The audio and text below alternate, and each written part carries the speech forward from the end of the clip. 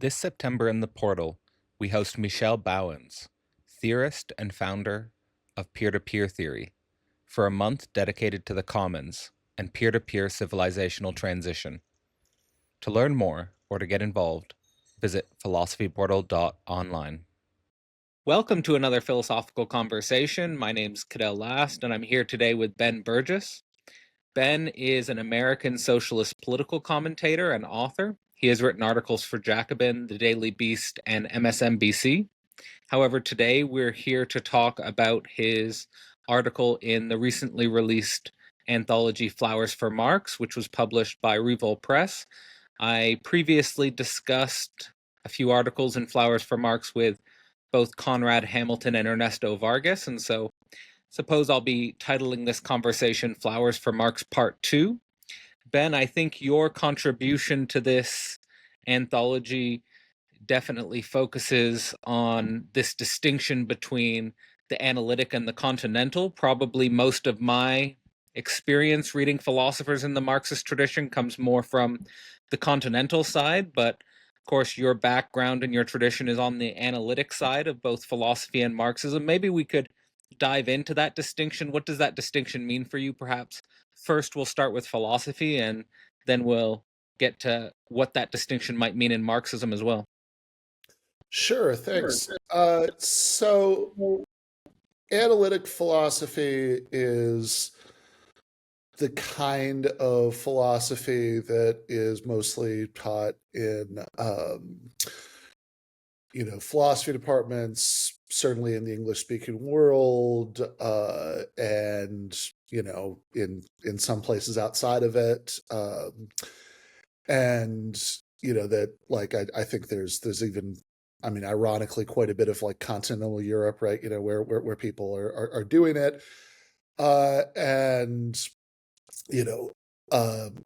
my doctoral advisor Otavio Bueno is from Brazil, and the universities there. He was kind of doing stuff we'd recognize as analytic philosophy. So I guess the first thing to say about this is it's like a little bit of a strangely drawn distinction because there's an asymmetry between those two terms, right? Analytic philosophy, right? That adjective analytic sounds like it's about methodology, right? About the way that you're doing philosophy, whereas continental philosophy, taken literally, that refers to a region of the world, the European continent.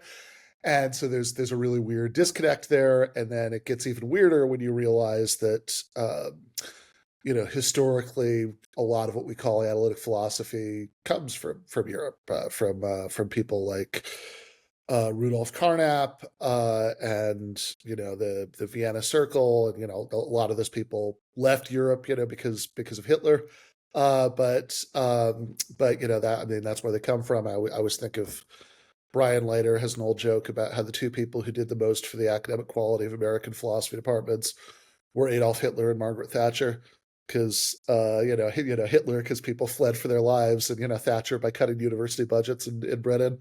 But in any case, I think that trying to sort of really precisely characterize that distinction is tricky, but you kind of know it when you see it. So, when we talk about continental philosophy, we're thinking about stuff like Heidegger, Derrida, Foucault, Sartre, I don't know, right?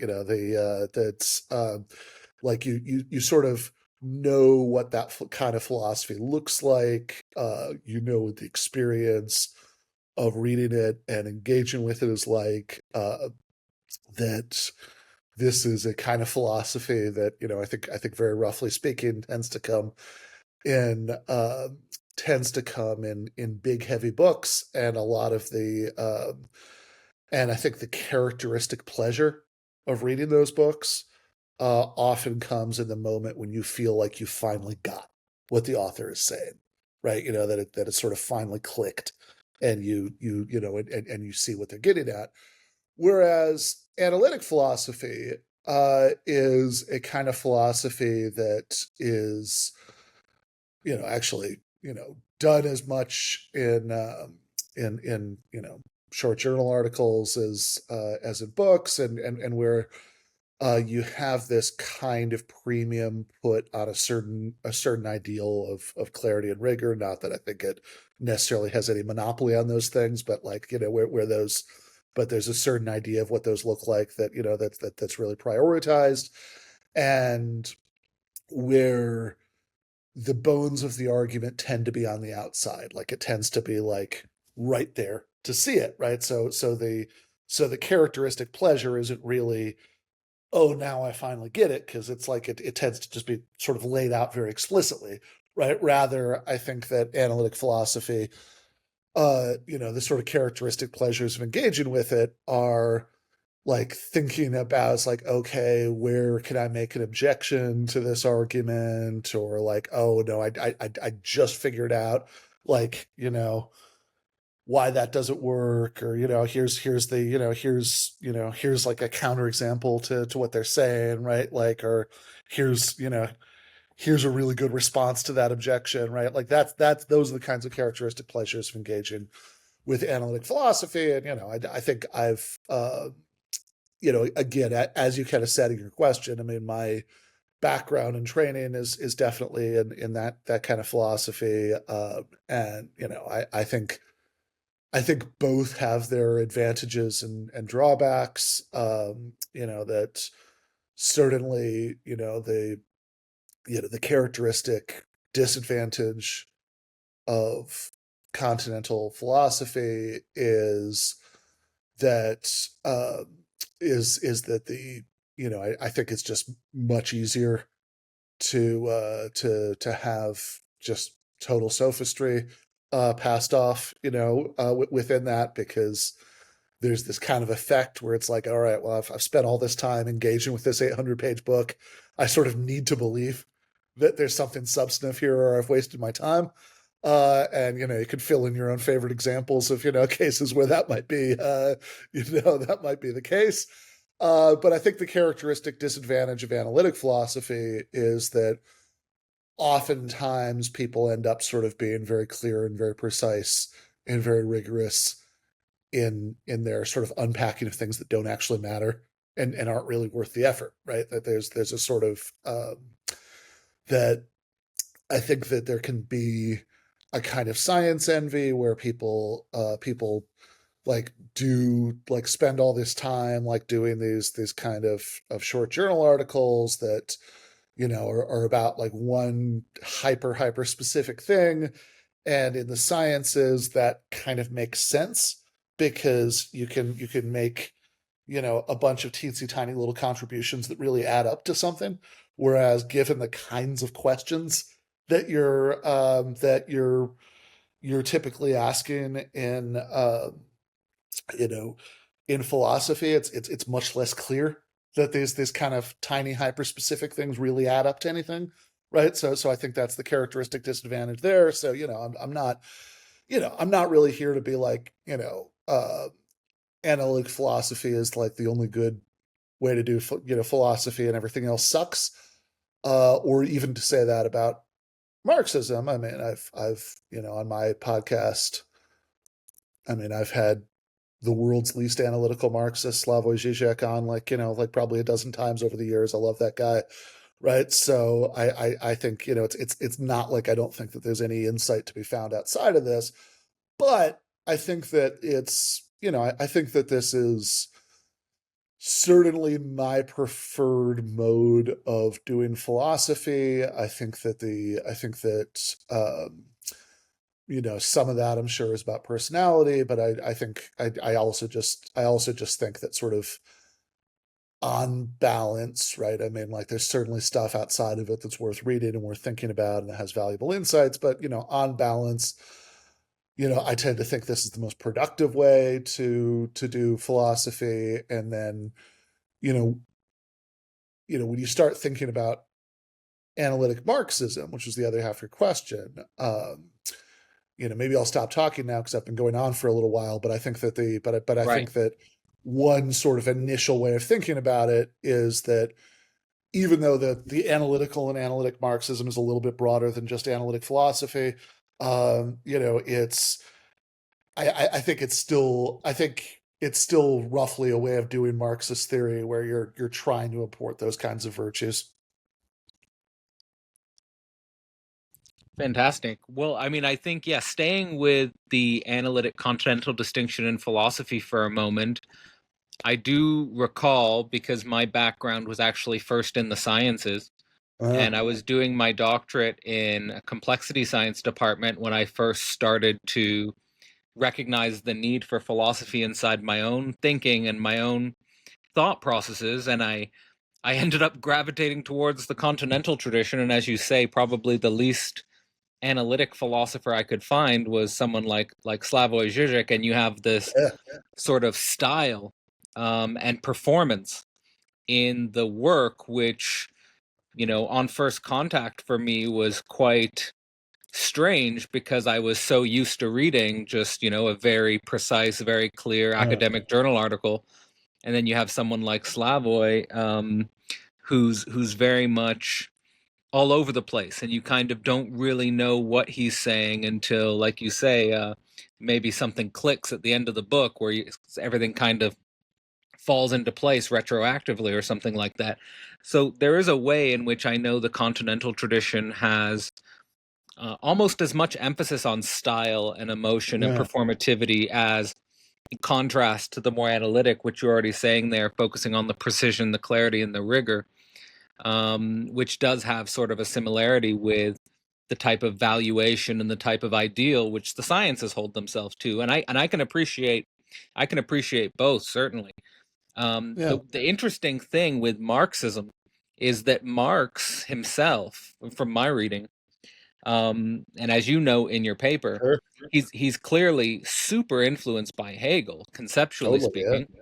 And Marx is, in terms of the language he's using and the mm, concepts he's developing, are very much inspired by what we consider part of the continental tradition, traditionally speaking. And at the same time, I really find Marx's writing to be in that category of precision and clarity and rigor. Like it's actually a lot easier in my experience to read Marx and understand Marx than it is to read Hegel or understand Hegel, right? There's a way in which there's almost like an intuitive grasp of what Marx is saying, that sort of comes naturally and spontaneously, whereas with Hegel there's a lot more that's required of the reader in order to understand what Hegel's trying to get at. So, with that distinction in mind, yeah. how do you find Marx's writings, and how do you find Marx's writings in the tradition of the analytic and the continental? Do you see Marx as obviously finding a home in both, but do you Sure. see him sort of expressing a style which does lend itself to the analytic disposition? Yeah, that's a really sharp question. I've never heard it put quite like that, but I think that's right. I think that so yeah, I mean, I guess Karl Marx, just to get this part out of the way, right? I mean, obviously dies like a couple of decades earlier than the earliest stuff that anybody would call analytic philosophy, and he's not particularly influenced by the things that would be the predecessors to what we'd think of now as analytic philosophy, right? I mean, if you sort of think of like the British philosophers who are like the kind of clearest precedents to the analytic style, people like David Hume or John Stuart Mill, right? Like none of those guys, right, are any kind of influence on Marx. In fact, Mill is like a big punching bag for Marx and Capital. Although, I think as my fellow Flowers for Marx author Matt McManus would point out, not always in entirely fair ways, right? Because Mill's principles of political economy, which is the primary thing that Marx is engaging with. Um, I think a lot of I think every was this book that sort of famously every time it was revised, Mill had like lurched to the left, and like every new edition got a little bit more socialist, right? And I think maybe Marx didn't always quite appreciate how much closer Mill had gotten, over the years to his own position. But in any case, putting that aside, right, like going to the core of your question.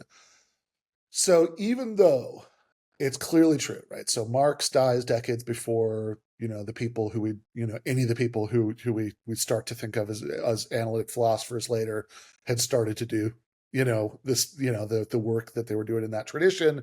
He was not influenced by their predecessors, and he was clearly very influenced by Hegel, right? Who's like, I mean, that's the real, least analytic philosopher ever, right? Like that's, at least Slavoj. I mean, like he loves his like sort of counterintuitive paradoxical formulations, but like usually like a couple paragraphs later, he'll be like, okay, here's exactly what I mean by that, right? They had whereas like, Hegel is one of those philosophers who's, the majestic ambiguities of his work, like, give rise to all kinds of like really interesting things that are just wildly far apart from each other that people say in interpretation of it. And Marx speaks very explicitly in many places of his debt to Hegel. I mean, he obviously starts out as a Hegelian, as late as like the preface to Capital. He has the line about being a pupil, of that mighty thinker. But nevertheless, Marx's own style of presentation is not very Hegel-like at all, really. I mean, this is, it's he doesn't talk like that. He's and it, it's really been striking to me. I mean, I'm right now I'm in the middle of my third round of teaching class on Capital Volume 1. I did two online, and I'm like kind of halfway through doing one in person in LA right now, and like so engaging with that more to like have to be able to like explain it to students. It's like, well, it's really funny, right? Because if you read like David Harvey, his companion to Marx's Capital, he makes a big deal of saying like, well, you haven't understood Marx's method in Capital unless you understand that this is like this, that he's not trying to just reason about things in the way that you're used to. He's doing this dialectical analysis, which is its own thing, blah, blah. It's like, well, if so, it's really funny that Marx never really says that in Capital, right? I mean, like he doesn't, Marx doesn't say anything like that, I mean, other than the pupil of that mighty thinker line in the, in the preface, like, the only instances of dialectics talk anywhere in Capital are, he uses the word dialectical 3 times over the course of that like 1,000-page book, and all 3 times um, are cases where he's saying something's passing into its dialectical inversion, by which he, like in context, you really could just rephrase all 3 of those sentences as, by a complicated process, something turns into its opposite. And I think you'd lose nothing, from that book if you rephrased all 3 of those sentences, right? Like by and large, Marx is making arguments that are usually pretty straightforward. I mean, I'm not saying there's like no like kind of work as there is with any old thinker, like anybody who's like writing a long time ago, right? That you know, I'm not saying there's like no work to be done, like to reconstruct like how the different parts of what he's saying are supposed to fit together or anything, but he makes a lot of very straightforward arguments. He like the word therefore appears all over Capital. The he'll often, like when he thinks, he'll often refer to things as self-evident, when he thinks they are. There's a lot of like just sort of straightforward empirical data, right, from like factory inspectors reports and things like that to back up what he's saying. He clearly thinks if he's caught somebody in a logical inconsistency, right, one of these bourgeois economists he's arguing with, that that's really devastating. I mean, one of the funny things about this is that some of the characteristic techniques of analytic philosophy that you'll get some people who think of themselves as super Marxists will really sort of disdain, right, are things like using fanciful hypothetical thought experiments to try to like navigate conceptual points, right? Like, okay, well, what if we imagine blah blah blah, then would this count? Capital is full of those, right? There's like Marx, Marx loves his fanciful hypothetical thought experiments. Um, and so, yeah, there is, I think all of this, I guess, is just to say that I think you're right. I think that there is at least quite a bit in Marx that surprisingly lends itself quite nicely, right, to that more analytic style. Yeah. And yeah, I think that's totally right. Yeah, it's really interesting to think about, especially in the context of scientific socialism, where Yeah, there's perhaps already, like you were saying, analytic philosophy might tend towards a kind of envy of science, and certainly when it comes to the social sciences, yeah, there's been a long-standing sort of envy of the hard sciences in terms of rigor, clarity, precision, and trying to raise the social sciences to that standard is obviously a big yeah, part of, I think, what Marx is trying to get at. At the same time, I think in regards to the way Marx has been taken up by continental tradition, it's yeah, also very clear in the early Marx that he's very much using philosophy and using theology against itself in a way. hmm, He's trying to push against the concerns of philosophy and theology and push yeah, them into political economy, right? And he very much wants to be understood by everyone, it seems to me, as opposed to perhaps just a hyper intellectual elite. He's trying to make his writing so understandable so that anyone, anywhere could potentially understand what he's trying to get at. And in that totally, sense, with someone like Hegel, you might say he is writing for a hyper intellectual, and Marx is writing, let's say, for the working class. And in that same line, Marx is claiming that Hegel's a reification of bourgeois political economy, where yeah, Marx is basically saying, like you're saying, he's arguing against and tarrying with the bourgeois political economists. So there's this weird way in which there's an inversion there. And at the same time, I want to emphasize what you yeah, already emphasized, which is perhaps the most continental aspect of his thought is the yeah, way in which Marx is extraordinarily imaginative. And he is exploring, like you're saying, all these fanciful thought experiments, which perhaps many analytic philosophers would maybe think of as uh, speculative insanity or speculative madness or something like that. So I guess what I'm trying to get at there yeah, is there's, on the one hand, this weird unity between the precision, the scientism, the rigor, yeah, and on the other hand, there's this, and the clarity. And on the other hand, there is this speculative madness, it seems to me, and this uh, imaginative leaps, which he's constantly taking in order to make his point. And so, it's just interesting the way in which those two things come together in Marx. And of course, Marx sees himself as quite antagonistic with philosophy, even though he's perhaps today taken up by philosophy more than any other discipline, which is also an interesting thing to reflect on. But I guess my question for you there is, yeah, how did the analytic tradition come to take up Marx? I know you specifically engage with the work of Gerald Allen Cohen in your essay for Flowers for yeah. Marx. So I guess along that line is Cohen a founder in a certain sense of analytic Marxism, or is there a deeper tradition here that we need to unpack? Yeah. I do just want to, before that, I do just want to highlight one thing you said in all of that, which I think is worth circling and underlining about how somebody like Hegel, and of course, any number of either analytic or continental modern philosophers are writing for, a specific kind of intellectual audience.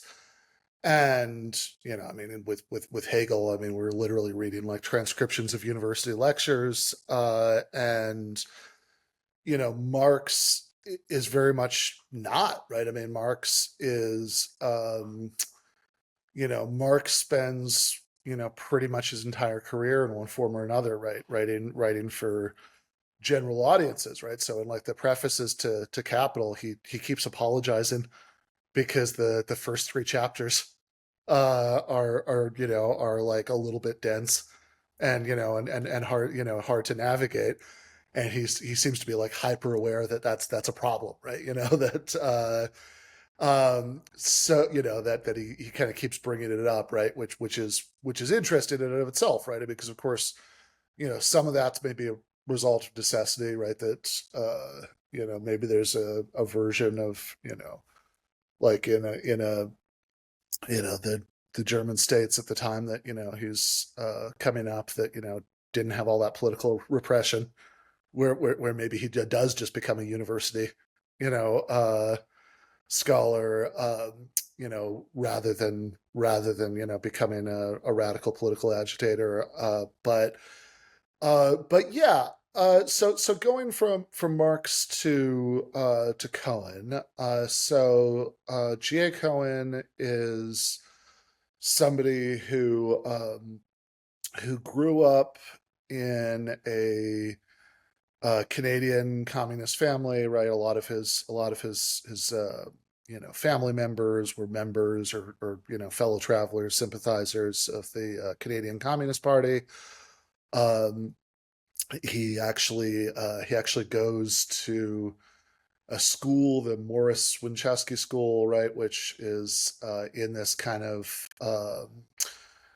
heavily Jewish working class Montreal communist milieu, right? Is the school where like during like half the day they would have regular non-communist teachers come in and teach regular subjects in English, and the other half they would get Yiddish language instructions, and subjects like was it Geschichte der Klassenkampf, which is a history of class struggle, and then the school was shut down by the Montreal police Red Squad in the 50s, and he went to like a regular public school afterward, but he certainly retained those convictions, and even after I mean, like many left-wing intellectuals of the time, right? Even after he sort of grew disillusioned with the Soviet Union as a as a model, for socialism. I mean, he still kept his sort of substantial socialist and Marxist commitments, right? So those are things that he's carrying with him, well before he's sort of introduced to academic philosophy of any kind, right? I mean, just from his larger life. Um, but then he does go to he does study academic philosophy, and he studies academic philosophy in a very very analytic mode. His graduate school advisor at Oxford is Gilbert Ryle, who's a really important mid 20th century analytic philosopher.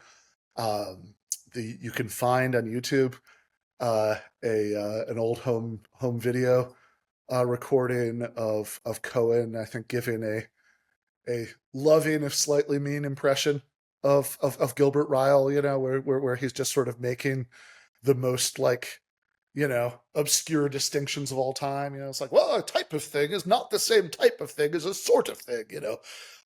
And so if you just go to YouTube and type in G.A. Cohen, Gilbert Ryle, you'll find that. So I think to a certain extent, right? I mean, his interest in what would become known as analytical Marxism uh, is uh, is a result of, I think, just the crossing of the streams of his sort of political convictions from childhood, right? His prior interest in Marxism and like the kind of philosophy that he was studying. And I know that there are pre-Cohen precedents to this kind of Marxism. There are Polish thinkers that I don't know a lot about who I've seen, sort of cited as kind of doing a precursor of some of this stuff. But I think the sort of mainstream of what we think of as analytical Marxism really kicks off in earnest with the publication of Cohen's book, Karl Marx's Theory of History. And then you have various other figures who become important in this. So Cohen is of course a philosopher, but like you have people who are from outside of philosophy. So you have Eric Olin Wright, who's a sociologist. Um, you have John Romer, who's an economist. Um, and there are a bunch of others, but like those two and Cohen are probably the big three. And they form something called the September Group, which is just a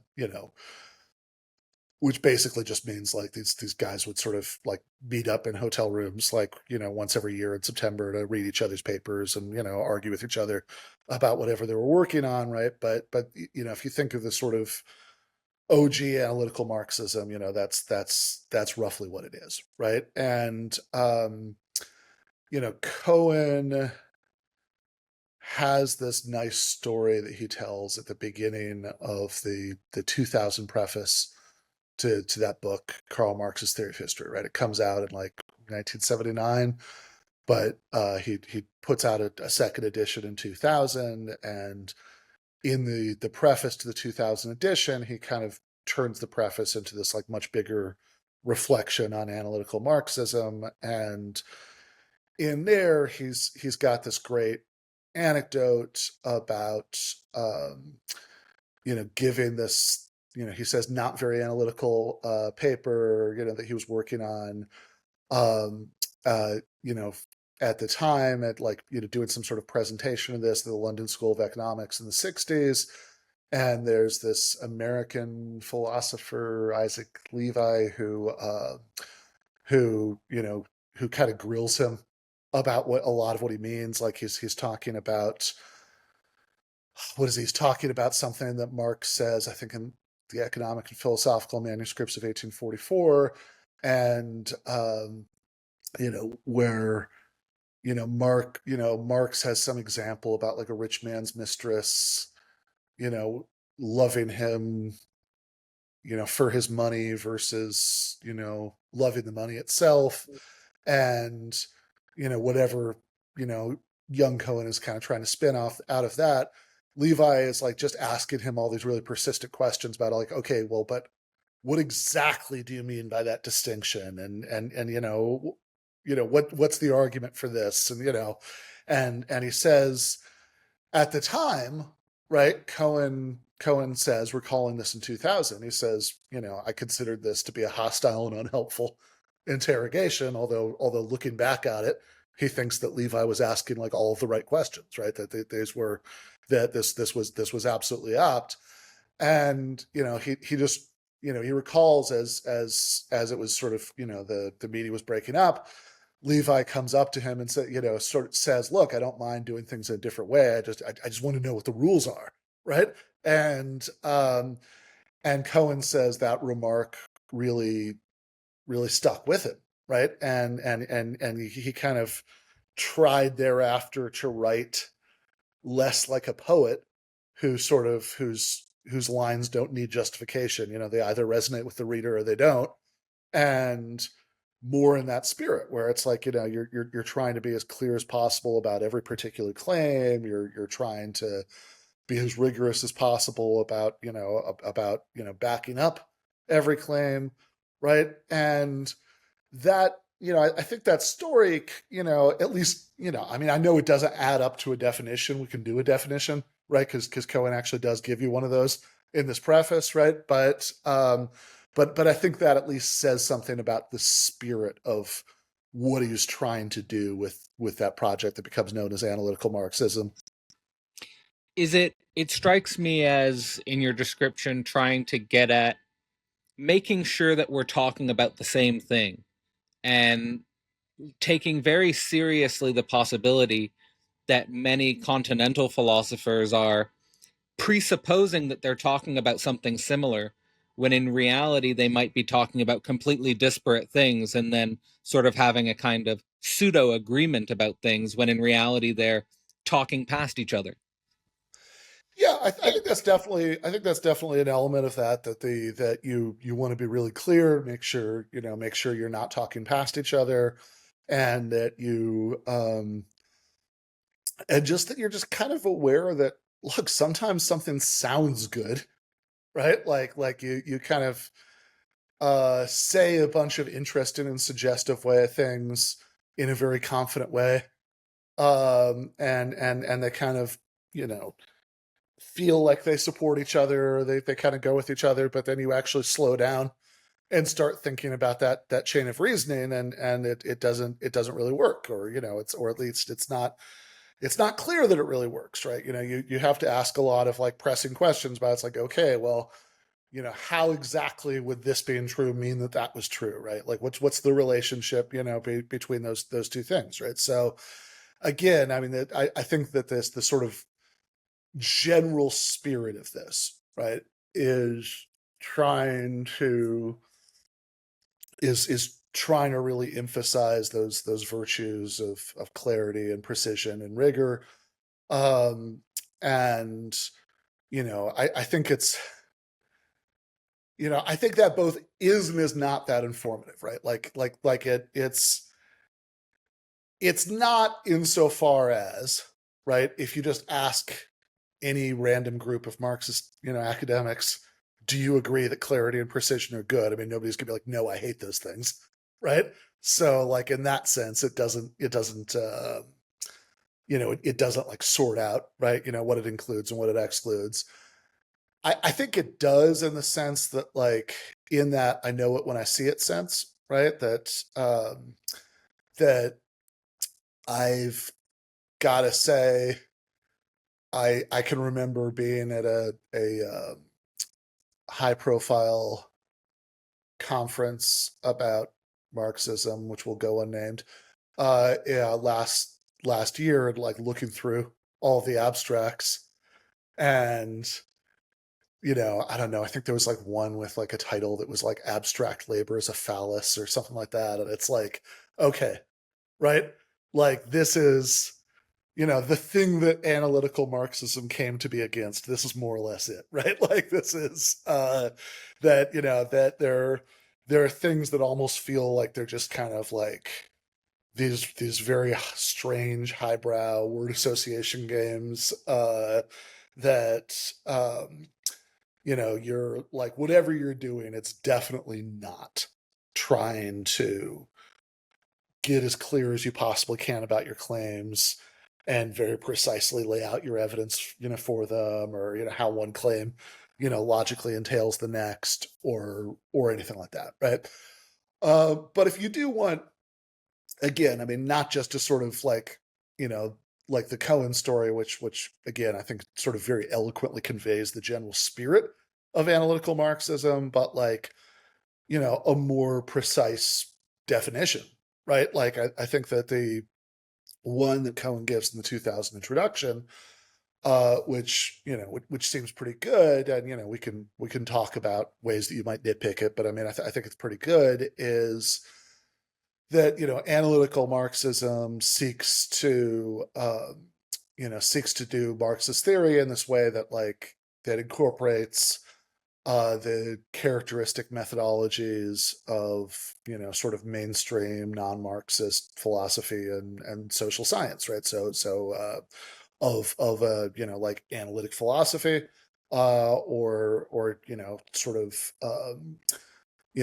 mainstream kind of social science sorts of methodologies, and in particular, like what analytical Marxism is rejected. I mean, I think kind of the core thing that you know certainly, at least as a necessary condition for counting as an analytical Marxist, you'd have to reject, is the claim that Marxism has its own distinctive method of finding the truth. apart from all of these, right? That we don't, that we don't need to make the kinds of arguments that analytic philosophers would make, or the kinds of arguments that sort of mainline social scientists would make, because that's like bourgeois science, and we have our own better thing, right? Which is like usually like the dialectical method. And I think, I mean, I'm trying to remember what I said about it in this paper, but I think I probably said, because I usually say when I'm talking about this, right, that like there's a slight oversimplification of this that you often get. It's like, okay, well, analytical Marxists don't like the dialectic stuff, and I think the more precise way to say that is that analytical Marxists don't think that the dialectic stuff adds up to an alternate method of finding the truth, besides just kind of normal ways of weighing evidence and making arguments and all of that.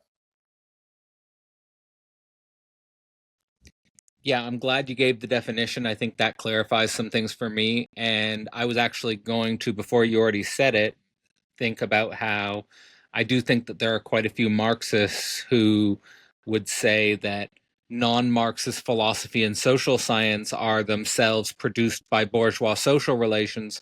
So there's a kind of inherent skepticism or critical distance between, let's say, a typical or conventional Marxist methodology and the methodologies which are enacted by social relations that are considered perhaps a symptom of capitalism as opposed to an expression of communist society, man, and science. And in the economic and philosophic manuscripts that you referenced, of course, Marx has those sort of sections where he goes through descriptions of what he thinks about what a communist society would look like, what a communist Mm. man would look like, what a communist science would look like. And he talks about things like it would start with the senses, be grounded in sense perception. It would be aiming to make man the object of his interests. So, like, it would basically have a more social orientation of man. And then, of course, it would have a kind of unity between the human sciences and the natural sciences, that they would be merged as one. So, in regards to that, that does strike me to be Marx proposing a kind of method for how he thinks about communist science.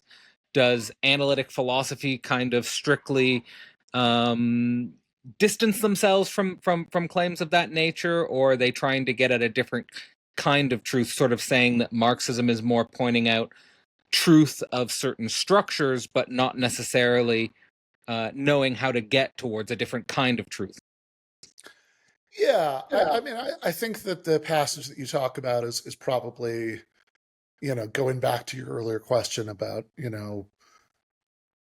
what in Marx kind of lends itself to, like is to analytical Marxist reconstruction, or sort of seems like even like proto, analytic in a certain way, of which there is quite a bit. I think the passage you're talking about here is probably Marx at his least, uh, you know, analytic, right? That this is, that young Marx in that passage is, This is I an mean, example of his more imaginative, speculative yeah, dimension. I mean, because this is, like that sort of suggestion that, I mean, science will be very different under communism. I mean, it's yeah, because so I think there are a couple of issues there, right? One is about the speculativeness, like that you're highlighting, right? That's like, not that speculating is bad, but it is hard to judge the truth of that, right? Like it's I mean, this is a little bit orthogonal to the conversation about analytical Marxism, right? But certainly a sort of general suspicion of mine in many contexts, when I hear people sort of say, "Oh, in like a future socialist society, blah blah blah," well, evolve very differently, right? Whether it's like families or whatever it is. I'm always kind of like, I don't know. We'll have to wait and see, right? Like, I don't. I mean, like to say that like a major shift in how society is organized economically could have all kinds of like far-reaching downstream consequences is plausible enough, but like what those consequences will be, right? Like, I really don't know how you're supposed to tell in advance. Whereas Marx is quite confident, where he'll say things like Uh, in communism for sure, family, state, and religion will just fall away. yeah, right. I kind of like.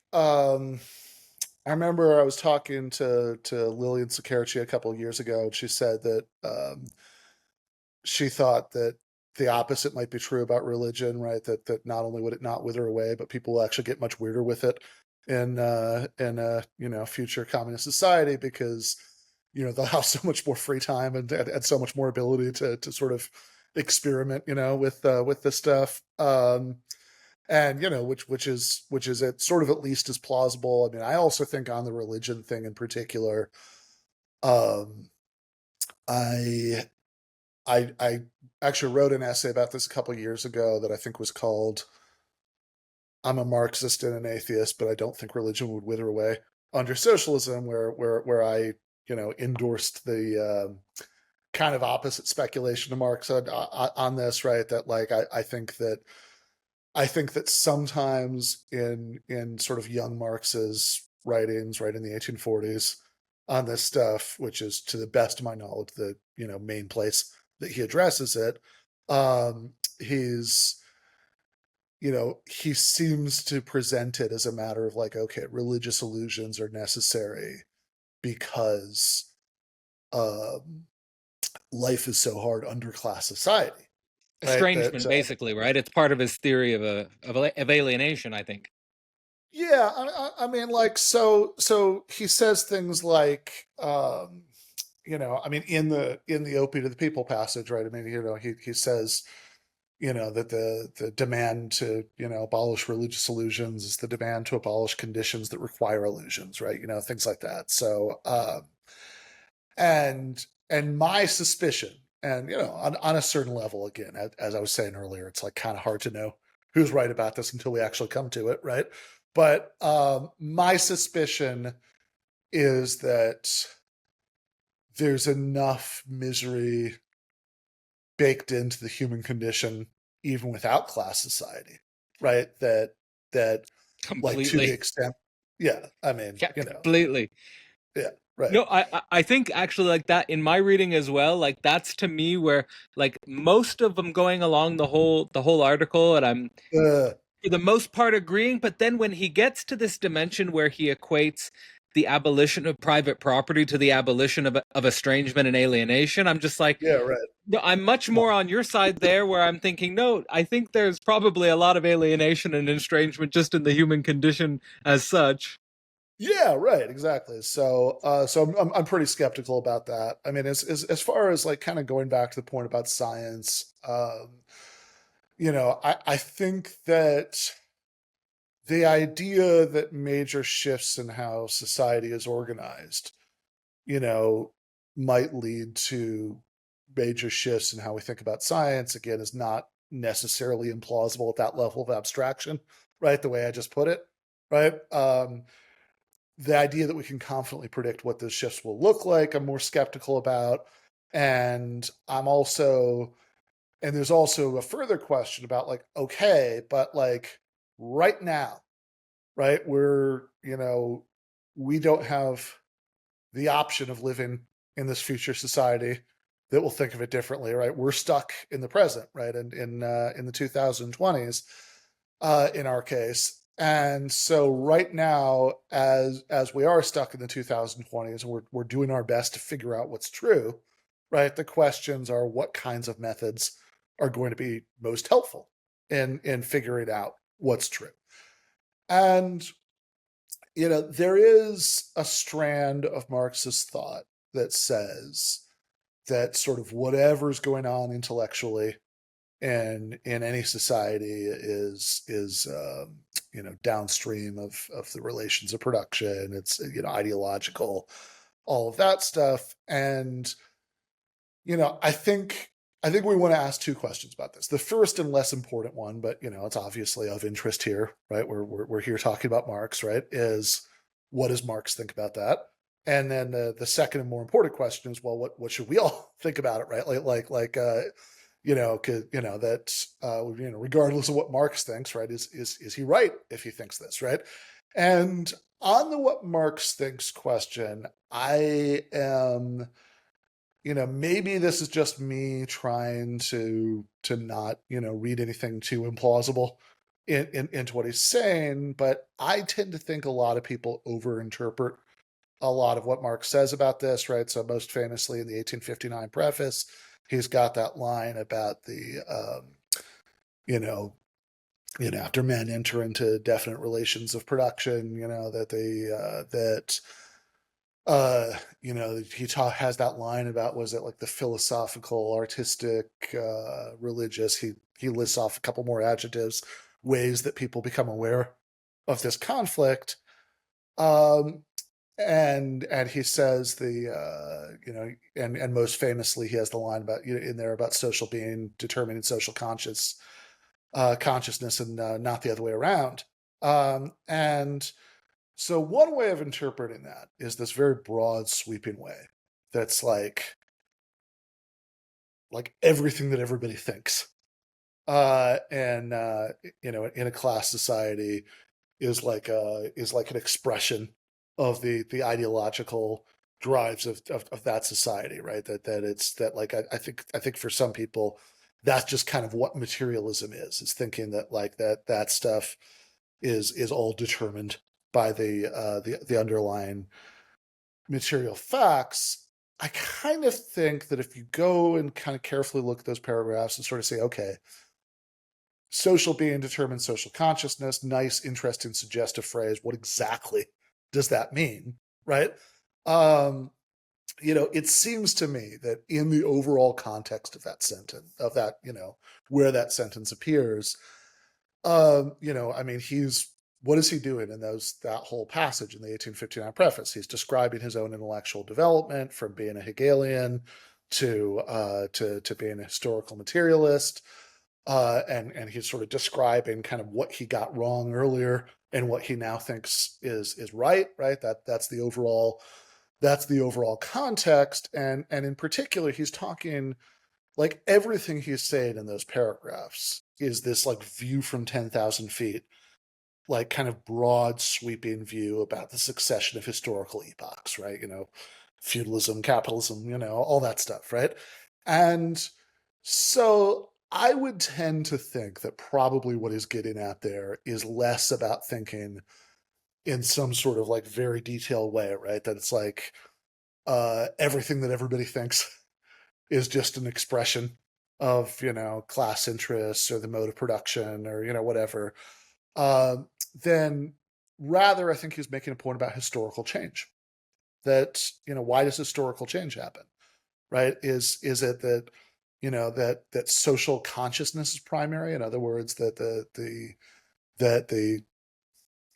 philosophical, etc. ideas that people have are what's sort of playing the primary role in changing from one form of society to another? Or is there something fundamentally economic going on, and all of that stuff is primarily about rationalizing it, right? Trying to provide justification for it. So John Locke didn't invent capitalism, right? He just came up with a ideological rationalization for it, right? That's more the kind of thing that I think, in context of the kind of subjects he's talking about in those paragraphs and the kind of points he's making about them, that's more what it seems to me he's getting at. But putting aside the what does Marx think question, right? Let's say you decide that I'm interpreting that too narrowly, and Marx really is making a much bigger claim, right? Maybe even a sort of metaphysical claim about about human thought in general always reflecting this stuff. Well, okay, should we agree? Is that true? And one really obvious worry to have about that is, well, if everything, right, is that people are thinking, right, is just going to be a reflection of economic circumstances or class, like, well, okay, Marx is not going to be a magical exception to that, right? I mean, that how how is it that Marxism is somehow escaping this and being the and and actually being an accurate reflection of reality, right? Like if you think it is an accurate reflection of reality, and you could bite the bullet here and say, oh, I'm not claiming it is. I just it's just like an expression of interest that I like or something, right? But I would argue that the more you start to think about what that view looks like and what that means, you actually think about the world on reflection, the less plausible that gets, right? So I mean, I don't think saying, and I would also point out that even Marx, certainly Marx at his best, like if you read Capital, he never, right? Like when he's talking, he's like engaging with Adam Smith, David Ricardo, um, you know, John Stuart Mill, the James Mill, the senior, right, the guy who wrote the anti 10 hours thing, right? Like he never just kind of says, well, these people, what they're saying is just a rationalization of capitalist interests. Therefore, I disregard it. Right? He never does that. Right? He always digs into it and like shows, okay, here's exactly why they're wrong. Right? Here's why they're wrong conceptually. Here's what they're missing. Here's the distinction they're not making. About use value and exchange value or whatever. Here's the here's where what they're saying is inconsistent. Here's how the data from the growth of English industry contradicts what they're saying, right? Like that's what he always does, right? And I think that's a good instinct, right? So I would just say that um that it's that I think Marxism when it's at its best has never been hasn't been about sort of dismissing things as bourgeois science and kind of using sort of vague uh dialectical terminology to sort of say, okay, I don't need an argument for my position, right? It just kind of emerges from this picture of the world. I mean, those things have certainly existed within Marxism, right? But I think the best of Marxism hasn't been about doing that. The one thing I want to emphasize here in your reflection is actually related to how you end your article Yeah, in The Flowers for Marx, yeah, where you kind of state about to be a little bit skeptical of the yeah, consciousness raising side of things, um, and much more emphasize the class struggle dimension side of things. And in that context, how aware? What one I want to know: how aware are you? How aware are you of certain philosophical or spiritual or religious dispositions which yeah, emphasize the elevating consciousness, the higher consciousness, the trying to think that social change comes from elevating our consciousness versus sort of, let's say, grounding ourselves in the materialist dialectic of class struggle and much more on the contradictions of our social being side of things rather than the consciousness raising. How do you approach that, or how do you think about that, even in contact with non-Marxist or alternative sure. approaches to thinking about these things? Yeah, right. Good question. So I think the last part of the essay that you referred to might seem like kind of a sharp turn, right, from everything I have been saying, and a lot of what I say in the essay leading up to that, because certainly everything I've been saying in our conversation so far, at least in its sort of broad outlines, has been a defense of Cohen and analytical Marxism, which is obviously a tradition I'm extremely sympathetic to, and Cohen is a thinker that I mean, I wrote I certainly wouldn't have written this like 10,000 word essay about him for this book if I didn't think he was really interesting and there were a lot of insights there.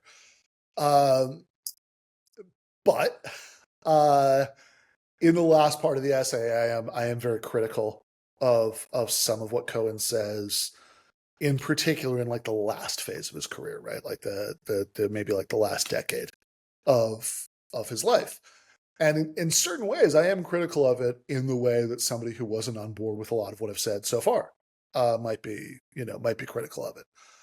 Um, and you know, I don't, I don't see a contradiction there, right? But I do think there is a little bit of nuance here, right? Which is to say that the thing, the aspect of Cohen's work in toward the end of his life where I start to get the most skeptical um, is where Cohen starts to really emphasize this idea that, to achieve socialism, we need to like sort of inculcate people with this socialist ethos that and that is so like he has this example about he he kind of doesn't want to make any too particularly strong claims about how well this lines up with the real history, because he's just kind of pointing out that this is like a possibility, whether or not you think this is exactly what happened in particular countries. Um, so he has this example about like a fictional Nordic country called Sweden, right? So like Sweden and Finland, that where there's a lot of sort of big reforms are passed, and there's a lot of progress in a socialist direction, and basically there's like a middle class kind of tax revolt, right? That brings it all down, right? People are like leaving the country, all this, and he seems to be you bringing that example up to suggest that you can't advance historical change, in the way that we want without, inculcating this sort of, uh, psychological, change, right? This socialist ethos, in like this broad part of the population. And I'm very skeptical about that, right? And I would even say that, if we think about contemporary figures who are working within, I think we could say like broadly the analytical Marxist tradition. One who I would point to who I think gets a lot of this stuff right is Vivek Chibber, who wrote a book called The Class Matrix. He's a sociologist who's a student of Eric Wright, who I mentioned earlier. And I think in Chibber's case, I think there's a kind of, to my mind, better calibrated description or model of how it's like, look, of course there is ideological work to be done in building a movement that's effective, that it's not the class interests all on their own are going to bring about a socialist revolution or anything like that, because if that was going to happen, it would have happened long ago, right? So of course there is an ideological dimension to this, but like I think in terms of the ways that late Cohen, overstates that ideological dimension, I think the picture that we get from Chipper in the Class Matrix feels much more right to me, right? In terms of how much the heavy lifting still has to be done by material interest, and how it all works, right? And I guess I do worry a little bit, right, with late Cohen, and for that matter, also Eric Olin Wright, who I mentioned, right? Late Eric Olin Wright. To varying extent, I do worry that some of these thinkers were a little bit too influenced by other sort of intellectual trends that were in the air, right, in that post-Cold War era, uh, where you had like a lot of the academic left was going in these other directions, right? That are much less materialist kinds of ways of thinking about emancipatory politics. And so I do make that critique there. Now, you were asking specifically about sort of spiritual or religious traditions, the way people think about aspiring to, higher That think or that the raising higher consciousness changes society. That it's yeah, yeah, through yeah, raising our consciousness. yeah. So I'm not hostile to, you know, interest in spirituality or interest in, you know, cultivating, what you might think of as higher, more enlightened states of consciousness, right? Like I'm, I called myself an atheist earlier, but I mean, I'm not open to some of that, right? Like I can certainly at least respect it, right? I have, and to a certain extent, like I'm even, somewhat open and curious about some of that stuff, myself. But I think what I'm very skeptical about is the theory of change, right? Like, in other words, that, it's, you can make two very different claims here. One claim is that just in terms of what counts as like a good or valuable life, or as a meaningful life to pursue, that there can be real value in trying to cultivate these states of consciousness. That's one claim you can make. The second claim is that enough people doing that, right, Right. is sort of a You get like a is critical threshold. yeah, right, Like you reach is like a critical threshold of those individuals and you have a social qualitative difference there. yeah, right, exactly, right. That I'm like the claim, like the first claim, I don't really have any quarrel with, right? Like I think that that's like at the very least, right? At the very least, I would have a you do you, reaction to that, and maybe even I think you might be onto something, right?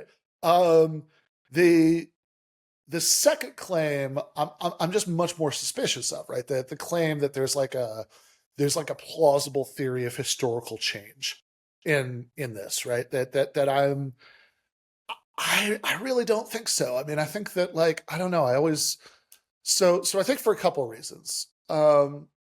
One is that just, I mean, this is a big messy generalization about a lot of human history, right? So I mean, there's a lot of room to go wrong here, but like I think that one is just that I'm very skeptical that when people do achieve that, right, that it typically plays out in that way, right? Like in ways that are going to lead to, social change. I mean, there are certainly, in various times and places, there are going to be participants in positive political struggles who gain some level of, inspiration, right, from what they have found in inner work. I'm certainly not going to deny that, but by and large, it's not maybe the most typical or the most characteristic effect of, people who take themselves to have made those kinds of spiritual breakthroughs,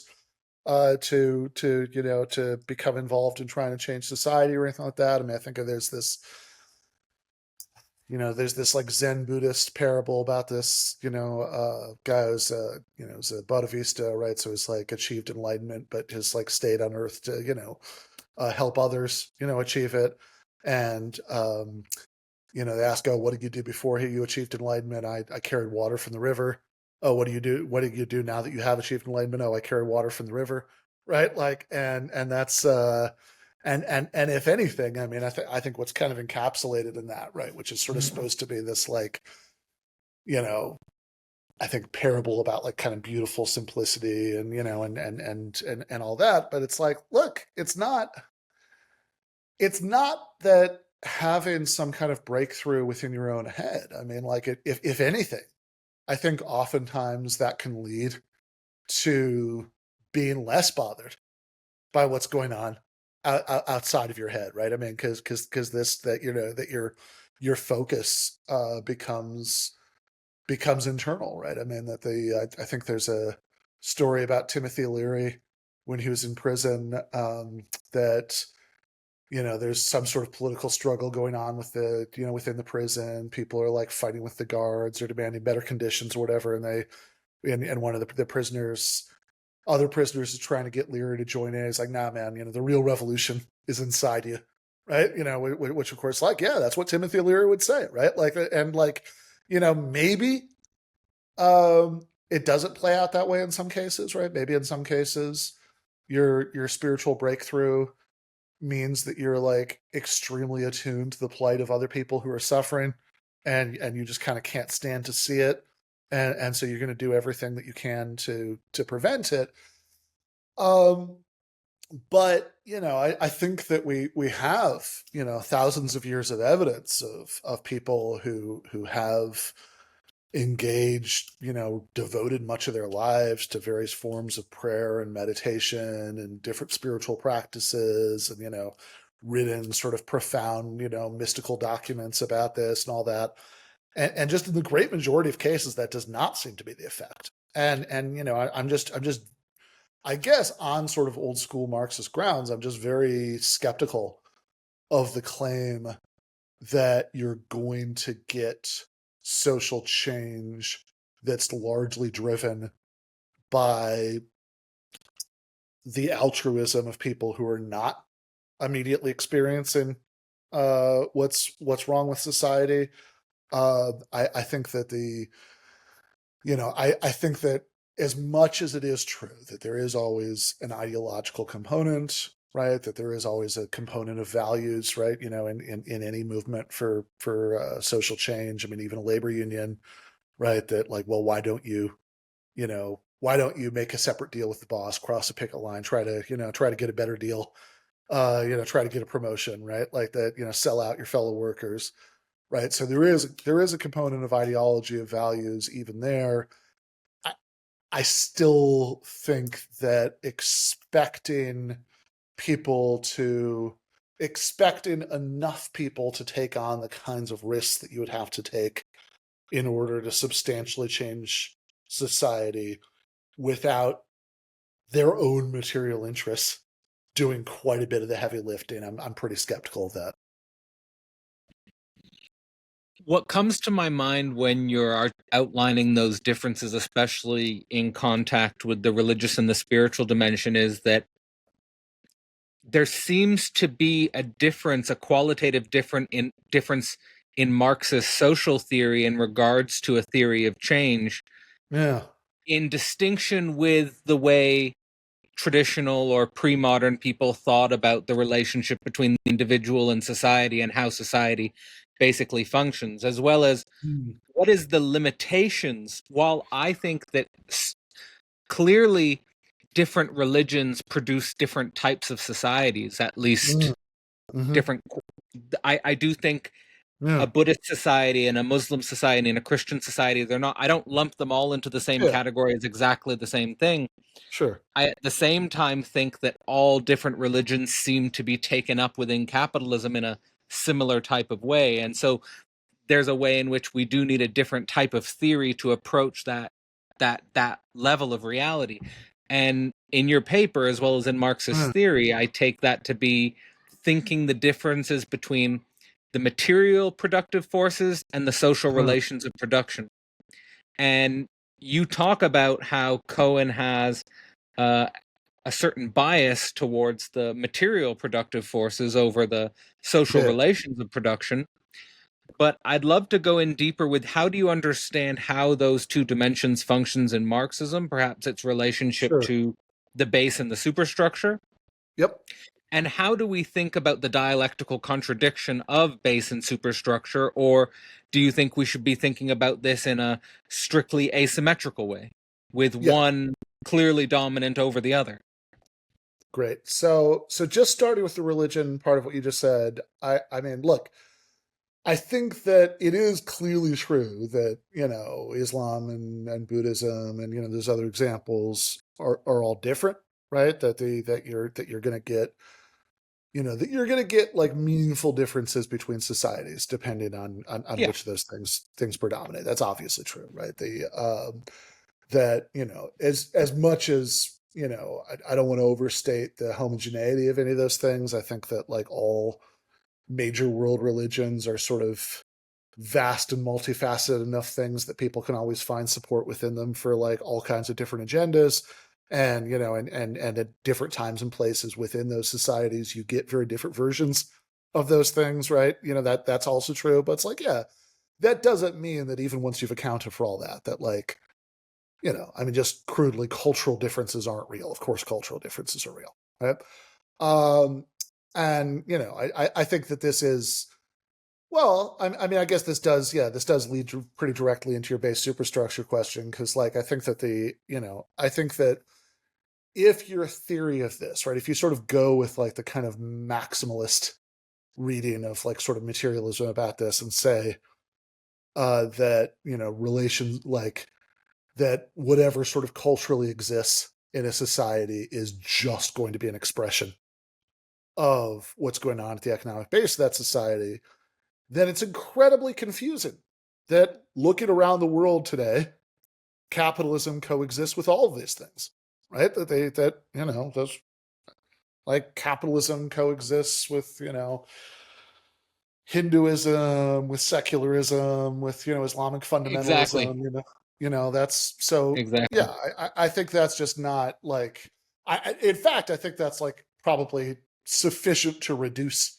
I think that's probably sufficient to refute that kind of like maximalist materialism. Because if you really wanted to, you could play the game of like, well, there's like subtly different flavors of capitalism that produce these things, but I just don't think that's going to be plausible, right? Like that this is like very clearly you have cultural differences that predated capitalism, and um and once capitalism comes in and assimilates the economies of these places, it adapts itself no problem to these cultural differences, right? That Yeah. those are no kind of barrier at all, right, to capital accumulation. And so I think that I think that it's I think that is capitalism is flexible enough, right, that it can fit with a lot, right? So like even if you think that there is a certain relationship here, I think the way to think about that relationship is by very rough analogy to thinking about like evolution by natural selection, that like you have selective pressures that will militate against some traits, right? But you could still have a variety of different species, different traits that that like all adapt just fine, right, to a certain like niche, a certain set of circumstances. And I don't know how clear that was. I was a little half baked, but I hope the shape of the thought is clear enough, right? So that's I think that so as far Can as we base, say that can we say that the base then of capitalism is in many ways going to overdetermine whatever the cultural religious superstructure is that presents itself as the or normative like standard? underdetermined, right? I mean, like it's not because it's going to be like there are lots and lots of things that are going to be going to be completely consistent with it, and it can sort of live just fine, with lots of them, and again, clearly, I just think if you want to be intellectually honest about this, like clearly these things have some life of their own, right? There are other things going on in shaping them, besides what the economic foundations of society are. Um, okay, so given that concession, if you think of it as a concession, then you asked about base and superstructure and about the forces of production and the relations of production, right? So if you go back to that 1859 preface we were talking about earlier, Marx lays out this kind of three-level picture of historical materialism. And um, there's what, like when he talks about a superstructure, he always uses that word to mean like the legal and political institutions of society, right? The legal and political superstructure. Um, there are later Marxists who will use the phrase ideological superstructure. Marx himself doesn't, although to be fair, Marx does say things that point in that direction, right? Like that social being determined social consciousness line, right? So, the stuff, what the legal system is, how political institutions work, all of that stuff, right? Marx is at the very least talking about that, whatever else goes in here, right? As the superstructure, right? So taking the visual metaphor literally, a superstructure is a structure that's built on top of another structure, right? And so what's the structure it's built on top of? So the base in this case would be the relations of production, right? So like in the 1859 preface, when Marx says that's the real foundation, right, on which all this is based. And but Marx, this slightly confusing thing about mapping base superstructure talk onto the picture Marx gives you in the 1859 preface is that there's this thing underneath the base, right? So if the the base, superstructure is a structure built on top of another structure, right? So the structure it's built on top of is the relations of production. In other words, the class relations. Do you have lords and serfs? Do you have capitalists and proletarians? What do you have?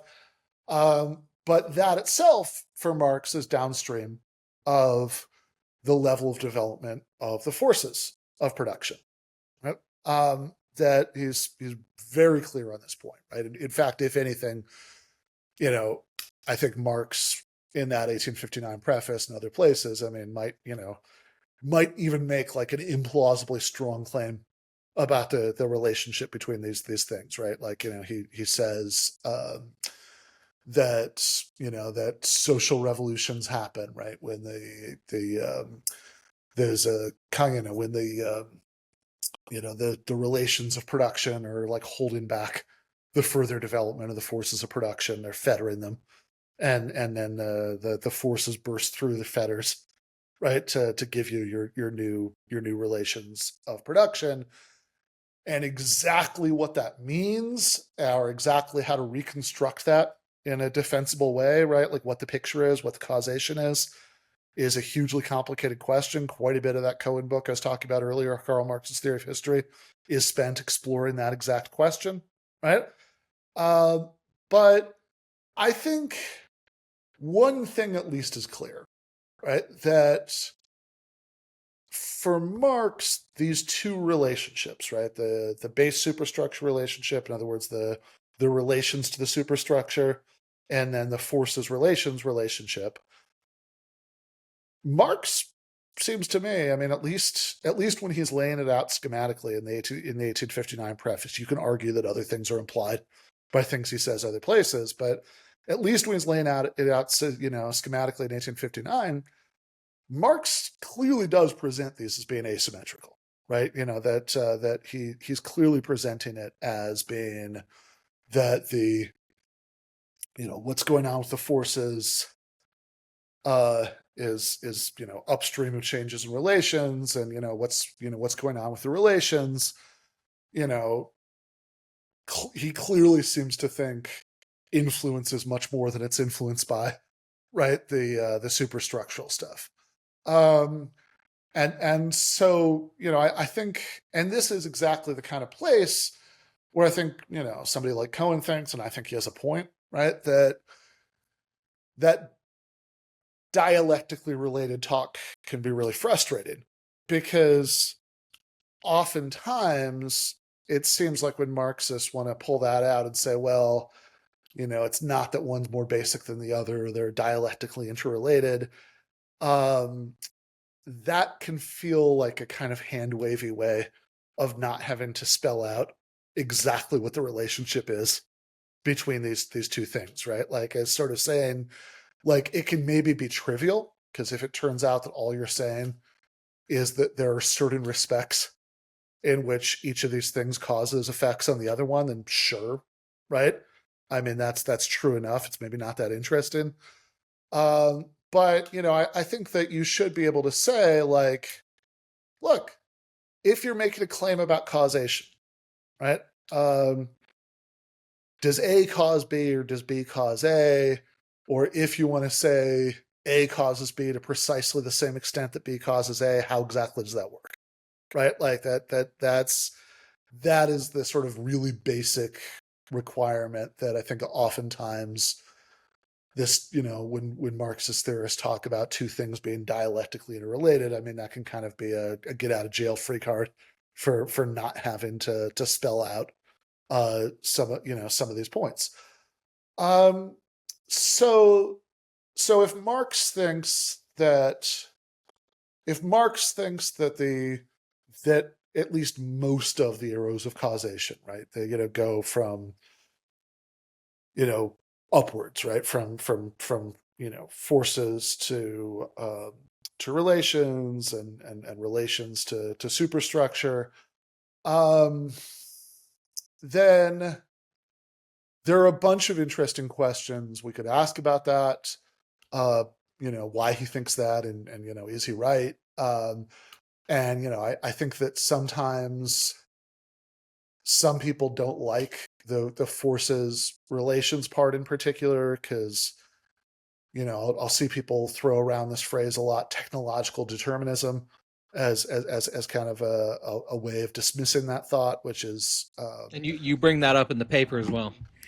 yeah, which is like confusing to me in a couple ways, right? So one, I actually think like if you read exactly what Cohen says about this, I actually just don't think the term fits. But also like I'm a little confused about the way that this is sort of brought up as if it were like a sort of discussion ended dismissal, because it's like I don't. Are we just ruling out a priori the idea that anything could ever determine anything else, right? Like it's why, right? Like, but I think that what's really driving a lot of dislike of even though again Marx himself I think is pretty clear on this point in 1859, I think a lot of what drives this is that I think maybe some people worry that it sort of demotes the importance of class struggle, right? That like technological change is somehow bringing about um, bringing about changes in the mode of production all by itself, right? Without like people having to do anything. Um, and it's like, okay, well, that's clearly not Marx's view. I also don't think it's Cohen's view, right? If you read, if you read Karl Marx's theory of history, I mean, pretty clearly, um, I mean, like, look, there's no social change without human action. I mean, nobody thinks that, right? It's the question is like why you get certain kinds of human action at a certain point in history and not in others. And I think that's where that technological level of explanation is going to be relevant, right? I mean, I think here about like Walter Dahm, uh, who's uh, who wrote a book called The Life and Death of Stalinism, uh, and yeah, like The Life and Death of Stalinism: A Resurrection of Marxist theory, and in that book, there's the only reason I'm bringing it up is just to give him credit where credit is due for this line, right? Like there's a point where he's talking about Maoists who seem to believe that for like sort of sheer ideological fervor, you could leapfrog from an underdeveloped peasant society to functional socialism. And he sort of says this seems like a view where if God had given Adam and Eve little red books instead of apples, we could have just skipped all of this, right? And so it seems like at the very least, like the part of the original Marxist claim about this that I think is extremely defensible, I think is like just kind of even sort of obviously true, uh, is the claim that a certain level of development of the forces of production is at least a necessary condition for going to the next the next step and development of modes of production, that that you couldn't have just like capitalism couldn't have just like emerged in ancient Sparta, right? You couldn't And, there's a reason why, like, even like when the Russian Revolution happened in 1917, Lenin and Trotsky were good enough historical materialists that they were quite clear in everything they were writing at the time, that they understood perfectly well that, backward semi-feudal Russia couldn't leapfrog straight to socialism unless the revolution spread to the industrialized West. So maybe you could have like a sort of unified socialist economic order that could take advantage of the economic development that had already happened. I think that's I think that's totally right. And I think is like very relevant for all kinds of arguments that people have now about degrowth and things like that. I think the more interesting and less obvious claim that Marx is clearly making, because he's not just making a necessary condition claim, right? Like he's also suggesting that he's pretty clearly also suggesting that there's some sense in which development of the forces leads to, right? Leads to social revolutions happening. And that one's a lot less obvious. And like, it's like, okay, is that true? In what sense is it true? What makes it true? And I think that how plausible that is really depends on what level of analysis you're looking at. In other words, are you focused on why particular events happen in a particular country at a particular time? Or are you focused on sort of view from 10,000 feet global shifts in modes of production, right? Like, because it could be like I mentioned in the paper. I remember, right? There's there's this whole debate, the Brenner debate, about the origins of capitalism in England, and there's where people will be like, oh, look, there's all this out. If you look at how capitalism first came about in England, this sort of Marx in 1859 kind of story isn't really relevant to what actually happened there. It was this like very contingent thing about the way that class relations were sort of scrambled up by the aftermath of the Black Plague. And, and that's kind of how it happened. And I think, okay, sure, I could accept that. But I think that, there are two different questions, right? One is, how does capitalism get its first foothold in the world? And the second is, why is capitalism the overwhelmingly dominant mode of production in nearly every corner of the planet now, right? That's like just like wiped out everything else. And those are really different questions, right? So if you're asking the first question, then I agree. The kind of story that Marx is telling in 1859 is probably not going to be very relevant to that story, because like it's just a little much to expect that this like big view from 10,000 feet kind of structural story is going to tell you exactly why like really specific events happened in really specific places. Like real history is probably just too messy and multi-causal for that. But I think if we're asking questions like, okay, why did, rather than having gained its first foothold, rather than dying out, right, why did it then expand and, take over the world? And it seems to me that capitalism's ability to do a better job than previous systems had of developing the forces of production has a lot to do with that.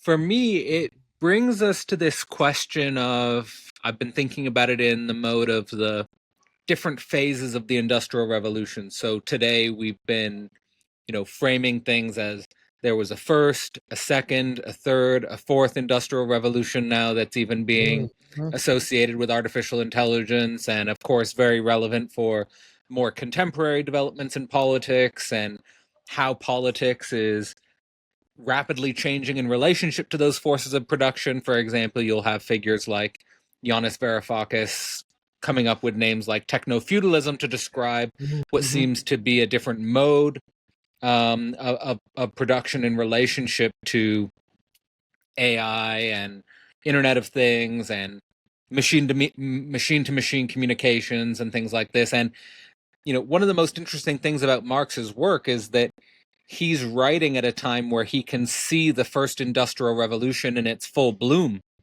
But of course, he is then presupposing that this force is going to force a social revolution. And that hasn't necessarily coincided. I know there have been definitely advances in regards to things like there wasn't a well-developed welfare state in Sure, Marx's yeah, time, and now we have sure. a well-developed welfare state to some degree in certain parts of the world. But how do you think about these contradictions between forces of production and social revolution, sort of pointing towards this being a crucial question in Marx's theory as it relates to how do we think Marx, not at the end of the first industrial revolution, Mm. but now in the midst of a fourth industrial revolution, and in many ways, what appears to my political consciousness, I'm not sure if you agree, but at a major turning point in terms of the centers of political power being unable to deal with the fourth industrial revolution in any socially meaningful sense. Yeah, yeah, right.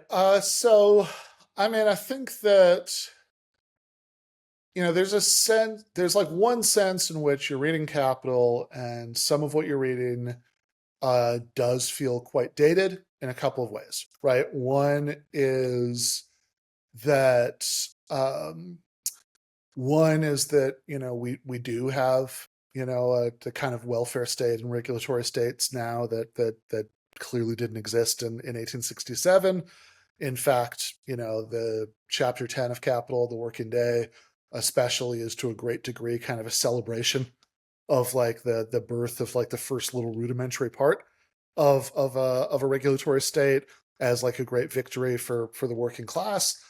Um, but like there are a lot of kind of horrors described in Capital that, at least in advanced global North countries, um, feel very alien, right? Like it feels like you're reading a horror story from a bygone era.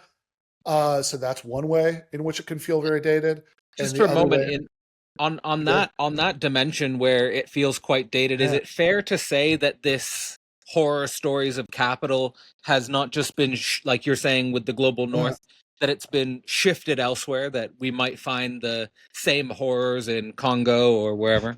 yeah. No, I think there's some truth to that. Yeah, I think that at the very least, I think what we can say is that the extent to which those have been transcended is wildly uneven, right? Between different parts of the world, right? Like I think that's because like the shifting thing, there's a sort of complicated question there about like, okay, to what extent is global North deindustrialization due to outsourcing to the global South, and to what extent is it due to automation, right?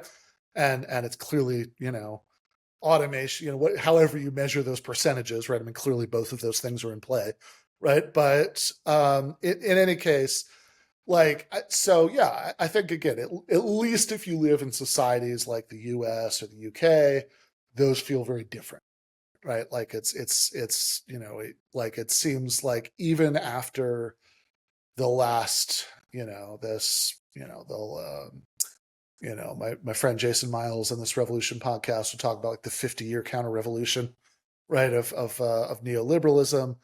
And it's like, well, yeah, which is very real and very horrible, right? But at least it's a very slow moving counter revolution, right? Like those, the regulatory and welfare states are well established enough that even a very extended enemy offensive is insufficient to just get rid of them, right? They like it's just throw us back to the 1860s.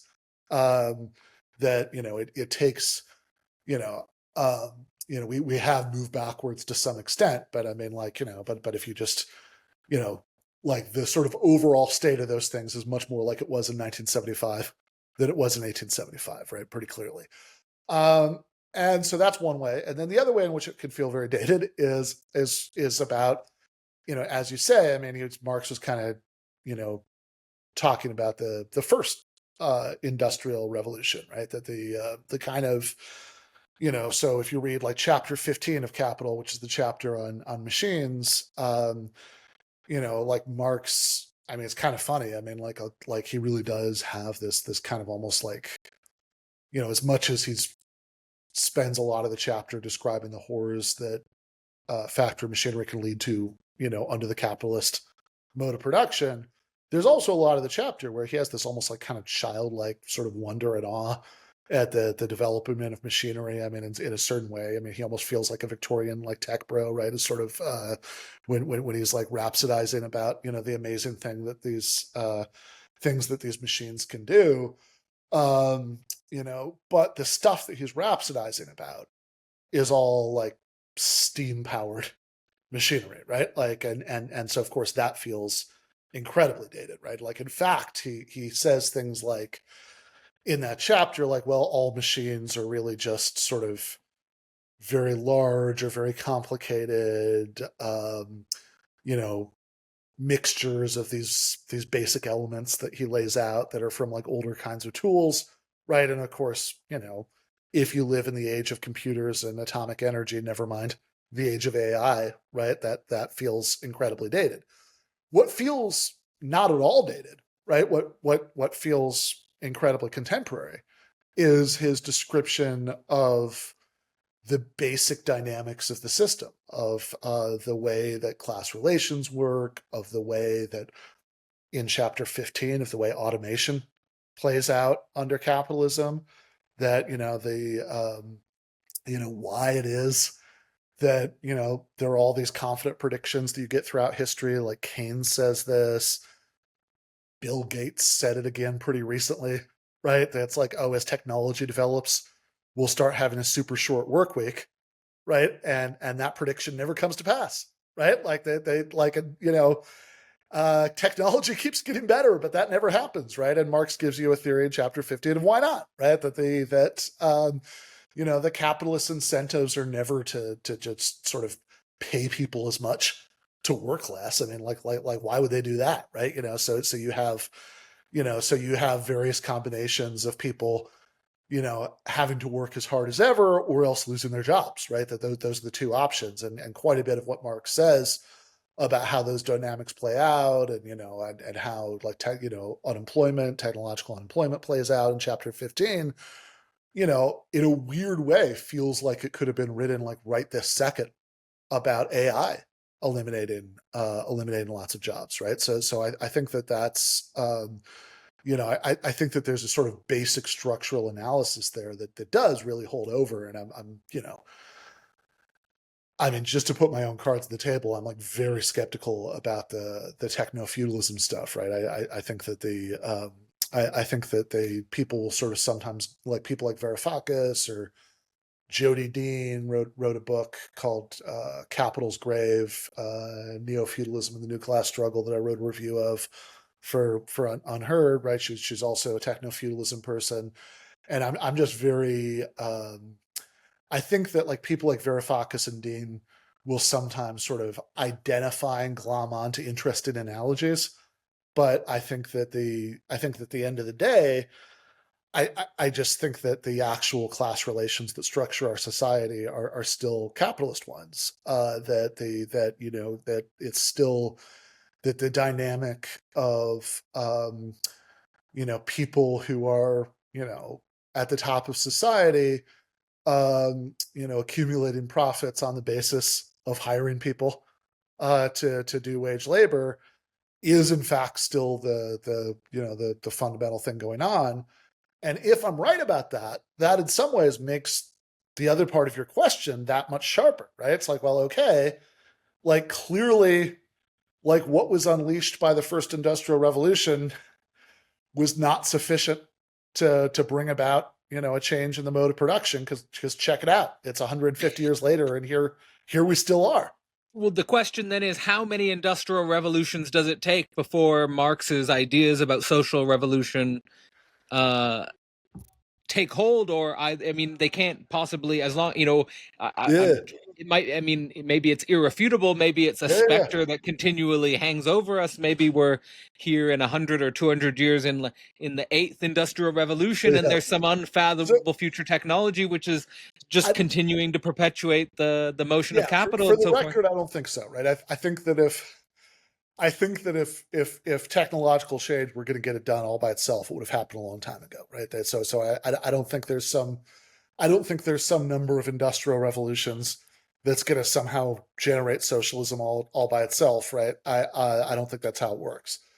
And I can never Although find this. now you'll even have, the heads of tech companies who are aware of how significant the automation may be in the next, let's say, Yeah, 3 to 4 years, yeah, who themselves sort of concede that there'll need to be some significant structural social change in the way we think about basic necessities, that yeah.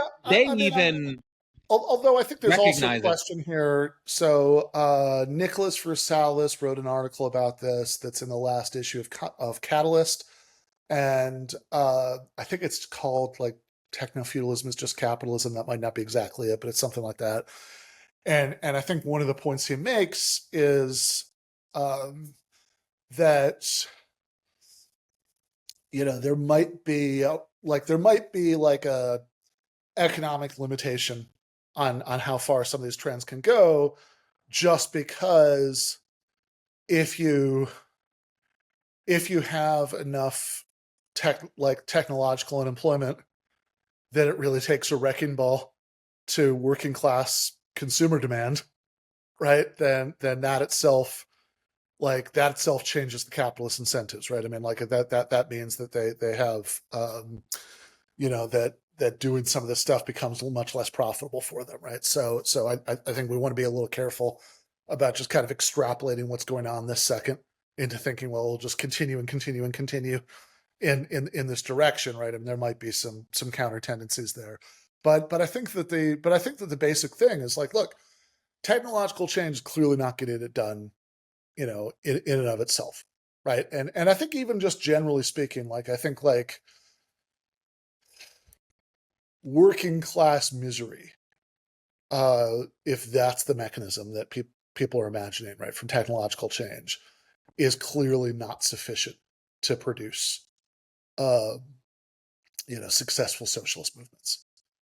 In fact, historically, the successful, like, those aren't even really that correlated exactly, right? I mean, like the sort of high water mark of European socialism in a lot of ways, right? When like the German Social Democratic Party was sort of going from strength to strength in like the beginning of the 20th century, was actually during an economic boom period, right? I mean, I think whether or not when you get busts and depressions and lots of working class misery, I think whether that sort of leads to intense class struggle or not oftentimes depends on like what kind of working class institutions have been built up, antecedently to that, right? I think oftentimes looking around the world to some of those global South countries that you're talking about, where you do have horrors that in some ways do resemble, right, the historical parts of capital, right? That doesn't necessarily mean there's going to be, a sort of big or, militant or successful workers or socialist movement. So, it's all, I think it's clear. I think whatever else you want to say, I think none of these effects are automatic, right? That like you just sort of have industrial changes or economic conditions, therefore you have a successful workers movement, never mind a transition to socialism.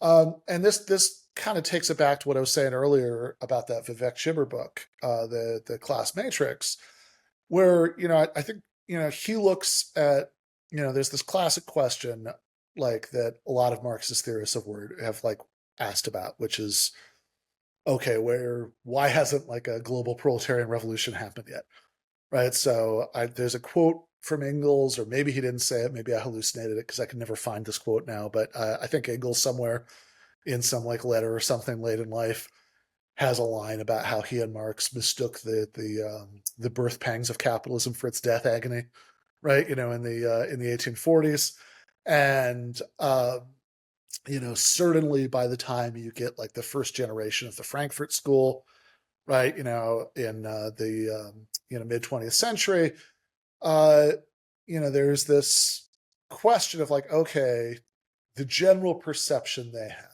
is that Marxist sort of structural economic analysis would predict that you would have had socialist revolution by now, and it hasn't happened. Therefore, like a lot of those guys would, like Marcuse or whatever, would say, well, we're not going to like reject the Marxist structural analysis necessarily, right? But we at least need to add something to it to explain what happened here, right? Maybe we need a theory of like culture and ideology, or maybe even like we sort of delve into psychoanalysis to start like thinking through the dynamics of what's going on here.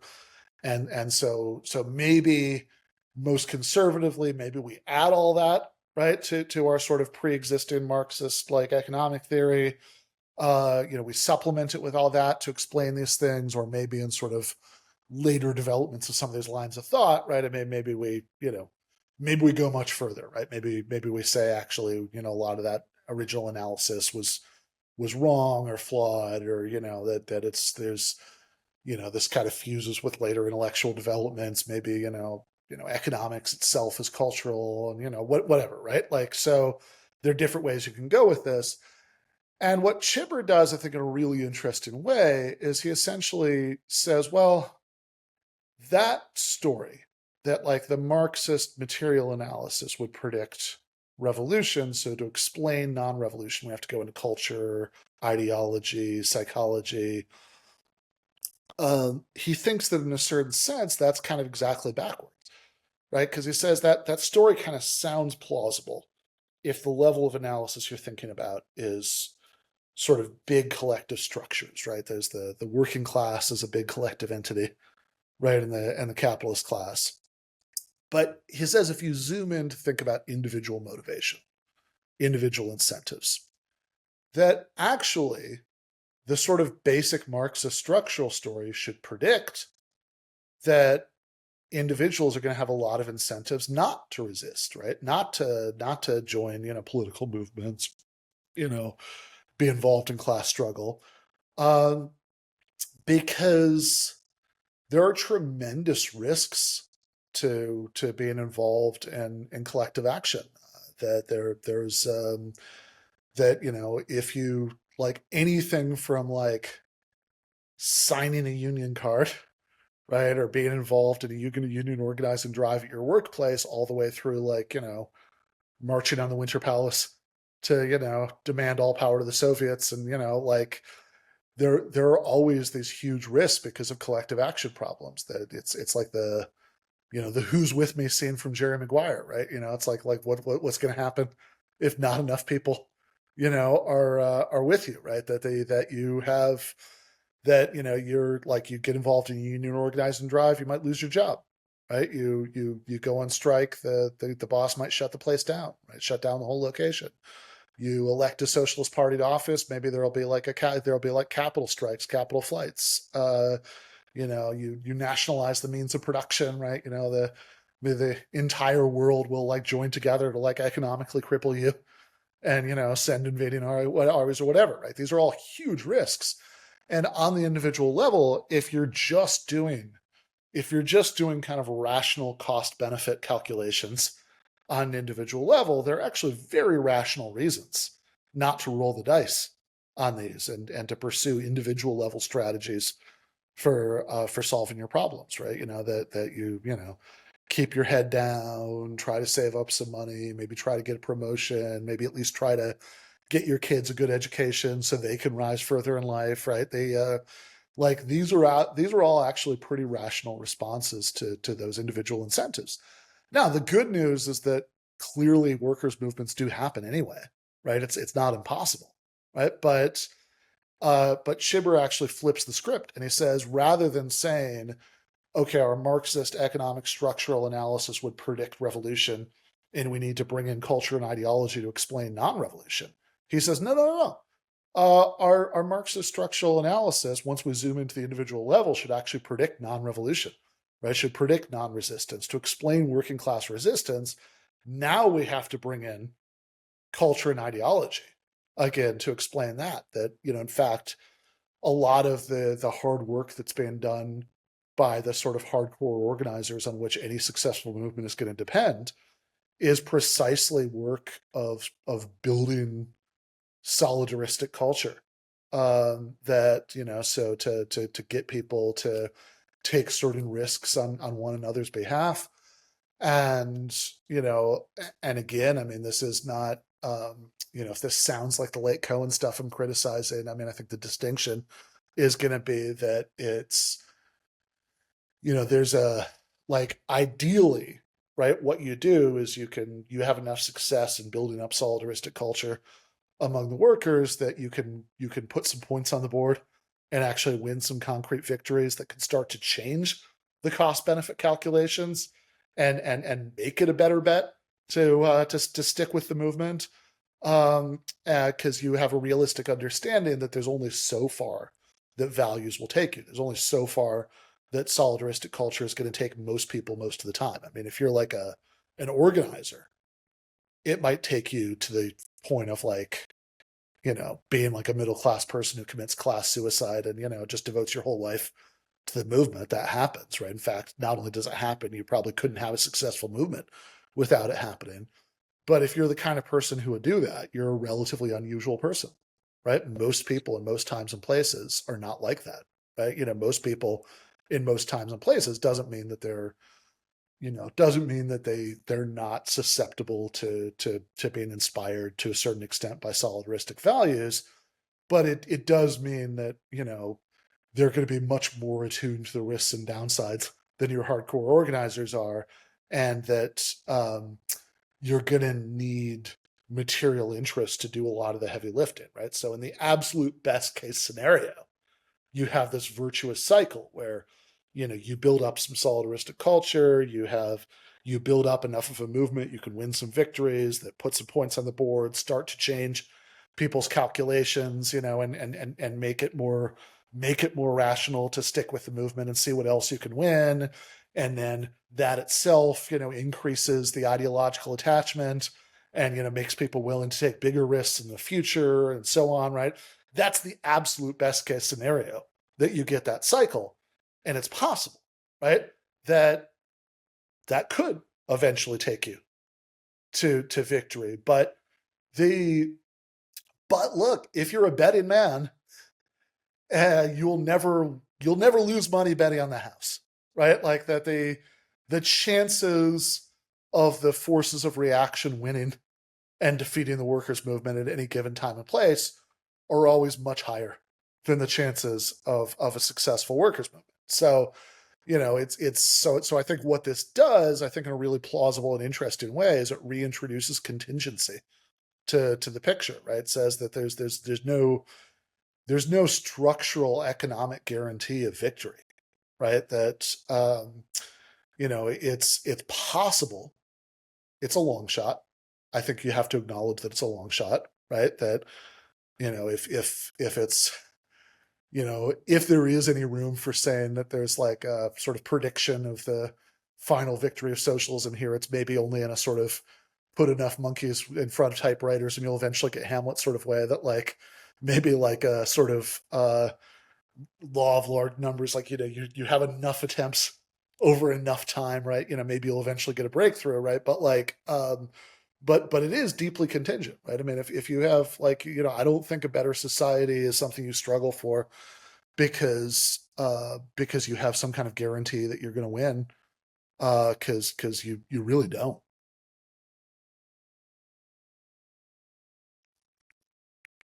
Well, what I want to bring up with you is more what I seek in contemporary politics, where here I'm specifically referencing you saying that basically the chances of the forces of reaction winning are much higher than a successful workers' movement. And what I see is that the forces of reaction are quite strong right now. Yeah. That I think populist movements in general do not point towards structural issues of inequality. Oftentimes they point towards more things like ethnicity, race, national identity. They more point towards the enemy not being the billionaire class, but let's say being Muslim immigrants, things like this. And forms of solidarity appear much more on the level of, again, things more related to ethnicity, race, language, cultural heritage than a kind of international workers' movement.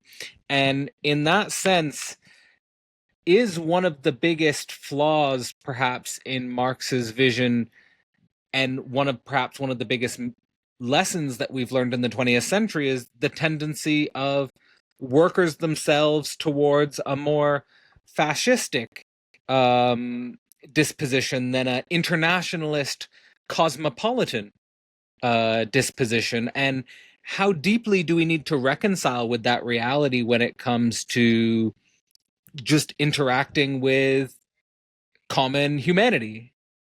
Yeah. Look, I think that it's very clearly true, right? That there are a lot of things lined up behind the trend that you're talking about. That I think it's much easier often, right, to sort of base your politics around these kinds of tribal identifiers that might put you on the same side as your boss you know against threatening outsiders, right, who are Mexicans or Muslims or whatever. I think that there's a lot of sort of pre-existing cultural structure that lends itself to that. I think it's like less risky in some pretty obvious ways. I think, yeah, I think that's like I think that there's nothing, again, kind of going back to the core Chibber point, there's nothing at all automatic about the idea that sort of universalist class-based politics are going to come out on top, right? That I think it's an incredibly difficult uphill struggle oftentimes to get people to think that way, and to sort of reorient politics in that way, right? I don't think that makes it less important to try. I think it makes it more important to try, right? Like that there's so many of the winds are blowing in the other direction, right? That I think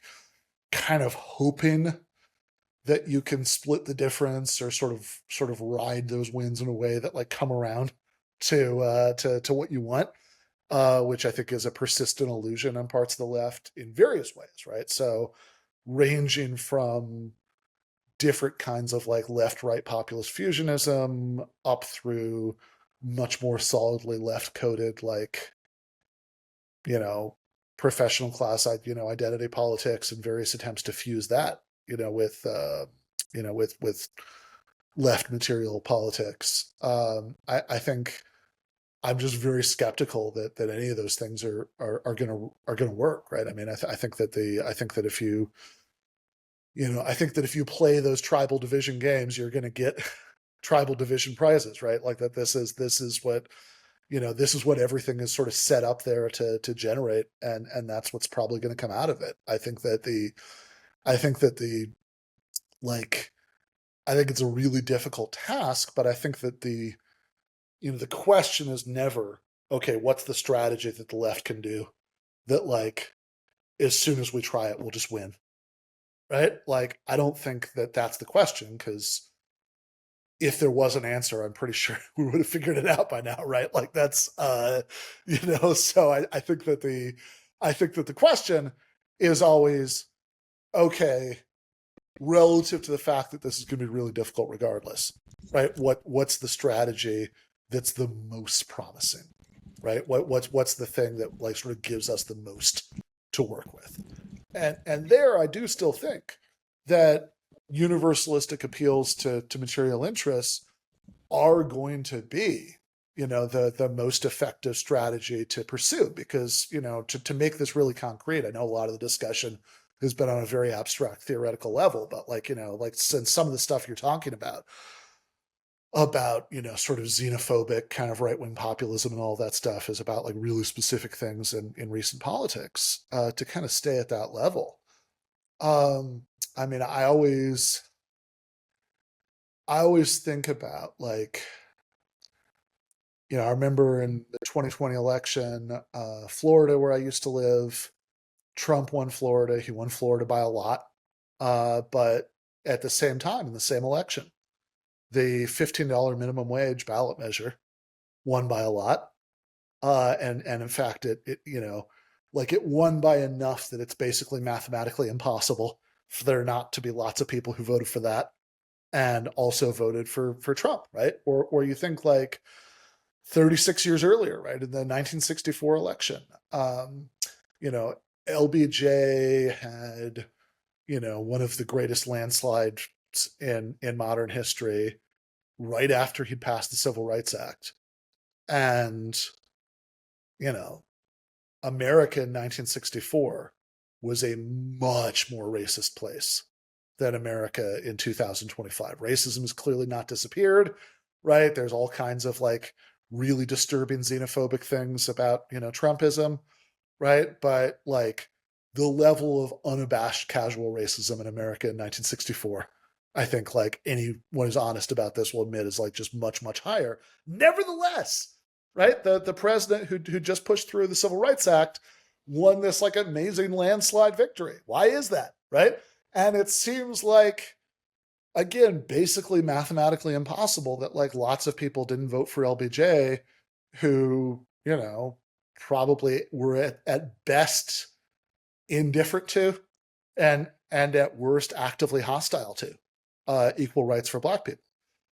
And it seems likely that a lot of that has to do with the fact that there were other elements of his agenda that appealed to a lot of those people, you know, Medicare, right?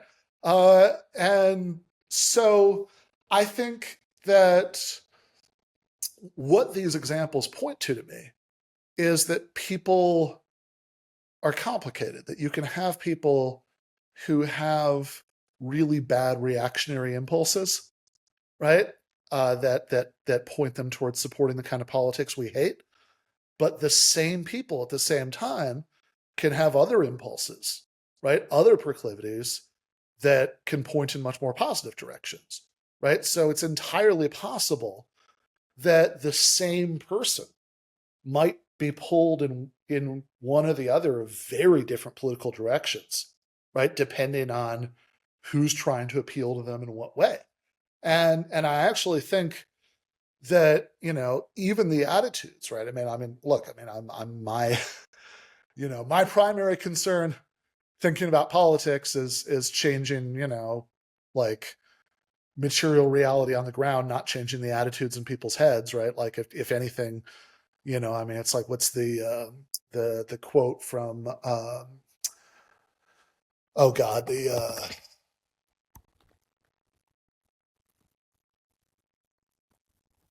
sorry, I just wanted to find this, the Stokely Carmichael, right? You know, if a white man wants to lynch me, that's his problem. If he's got the power to lynch me, that's my problem, right? That, you know, if anything, you know, I think that, you know, really like, you know, what's going on with people subjectively is ultimately less important even, right? Than whether there are economics, you know, like whether there are structures in place that let them act on that in ways that, you know, hurt other people.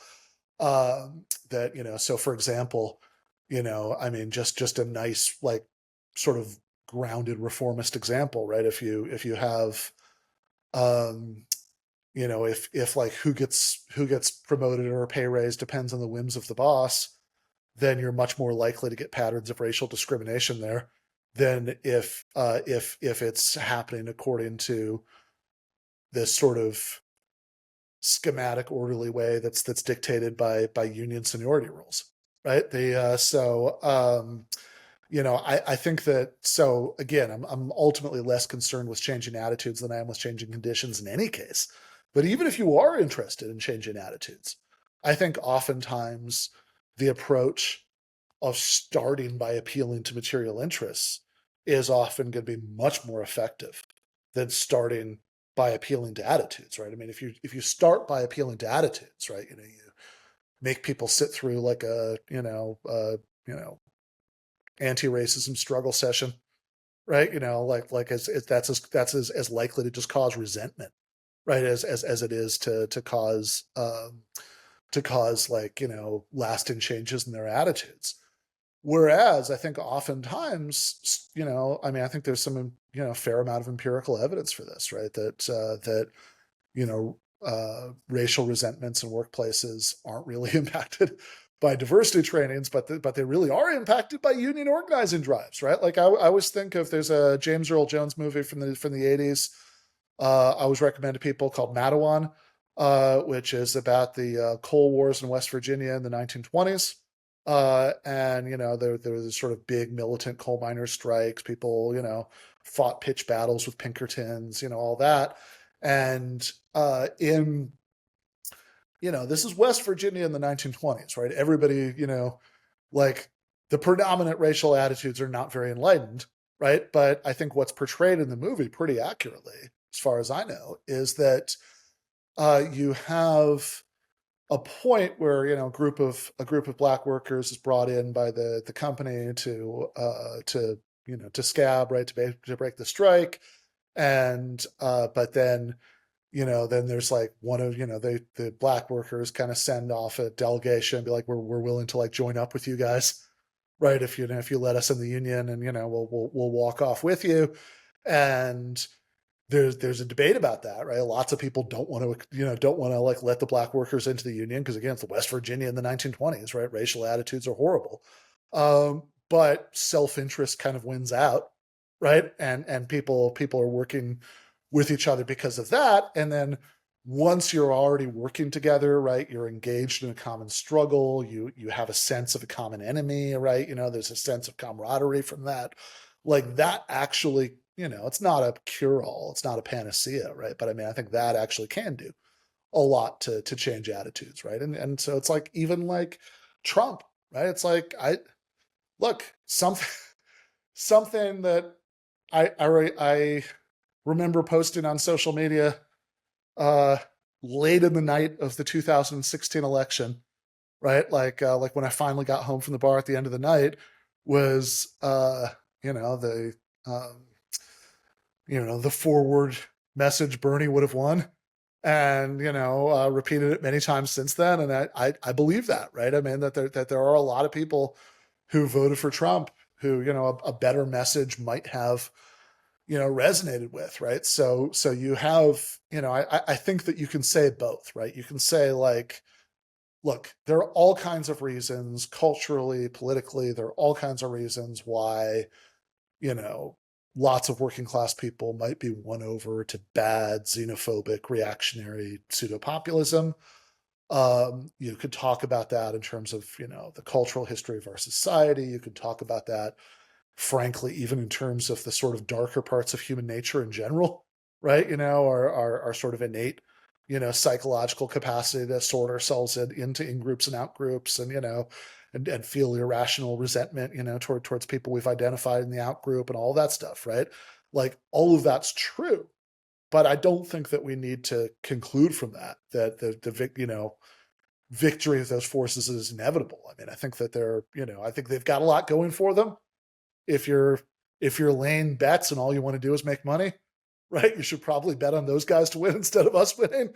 But like, I don't think we need to give up just yet, right? Because I do think that there are ways in which you can bemoan all of that, but like, I think you can also I think there are also ways that you can counteract that, even with those very same people, right? You can mourn those aspects of us, right? That make people prone to that, or you can take Joe Hill's advice: don't mourn, organize.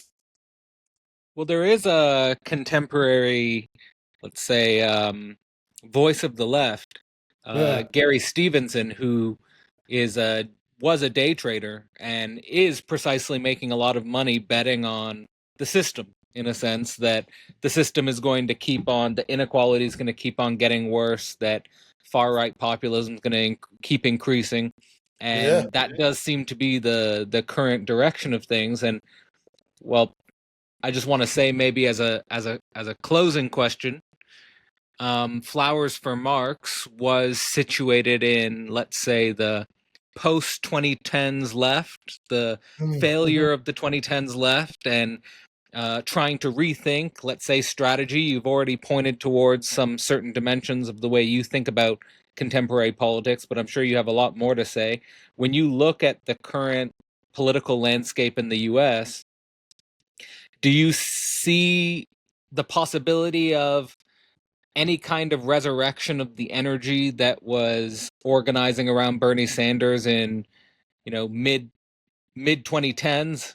And if so, how do you think that might continue to unfold in between now and 2028? And if not, do you see any other possible strands that we should be paying attention to? Yeah. I mean, look, I think that I would have probably, I think that if you'd asked me that question this time last year, I I would have, um, I mean, I would have made like an abstract argument for maintaining some kind of optimism, but I probably wouldn't have sounded very enthusiastic about it.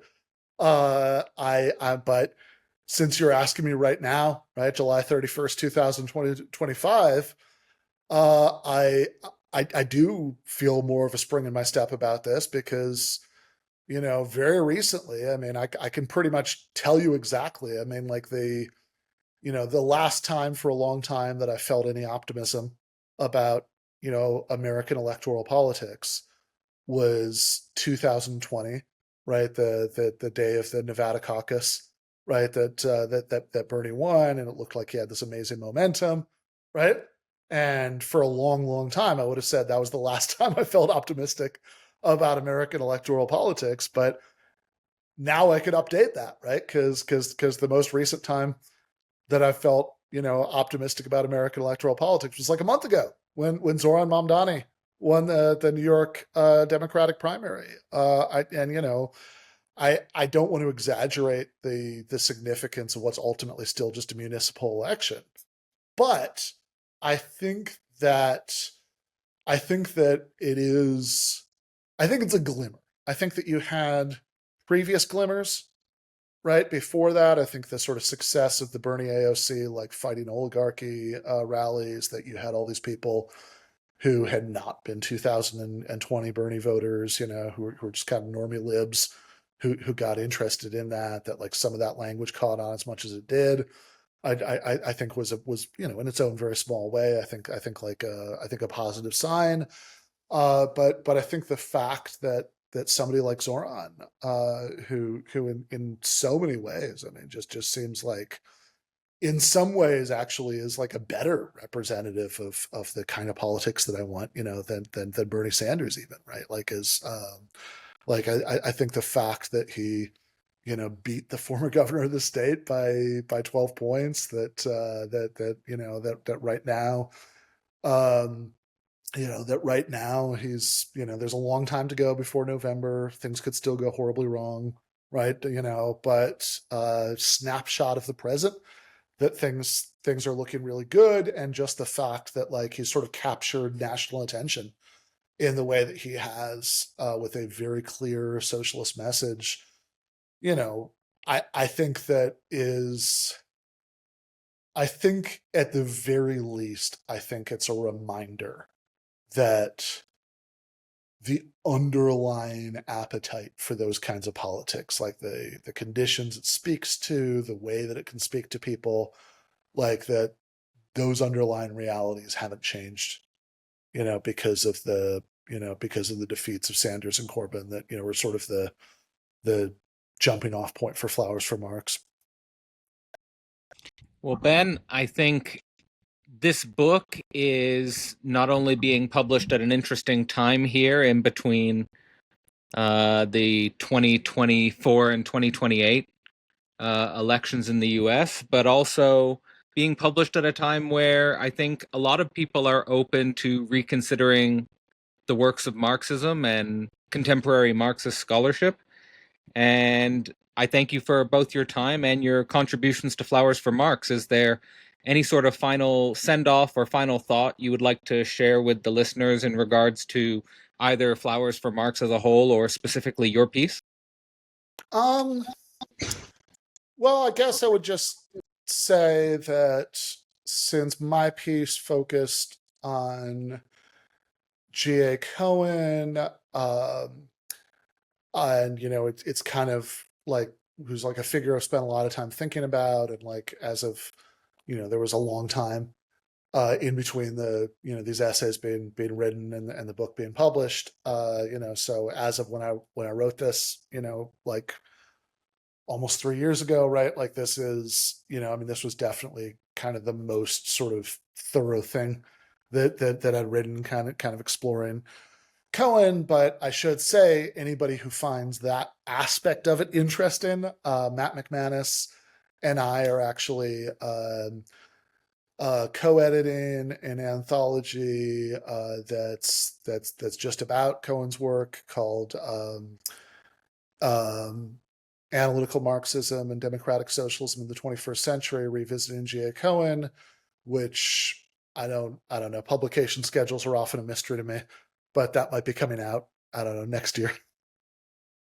All right. Well, there'll be links in the description to Revol Press where you can pick up a copy of Flowers for Marx. I'll also leave a link to your Substack and your other work related to Give Them an Argument. And I recommend people check out your work. And I want to thank you again for coming on and for your time. This has been a really great conversation. Thank you so much. All right. Thank you. This September in the Portal, we host Michel Bauwens, theorist and founder of peer-to-peer theory, for a month dedicated to the commons and peer-to-peer civilizational transition. To learn more or to get involved, visit philosophyportal.online.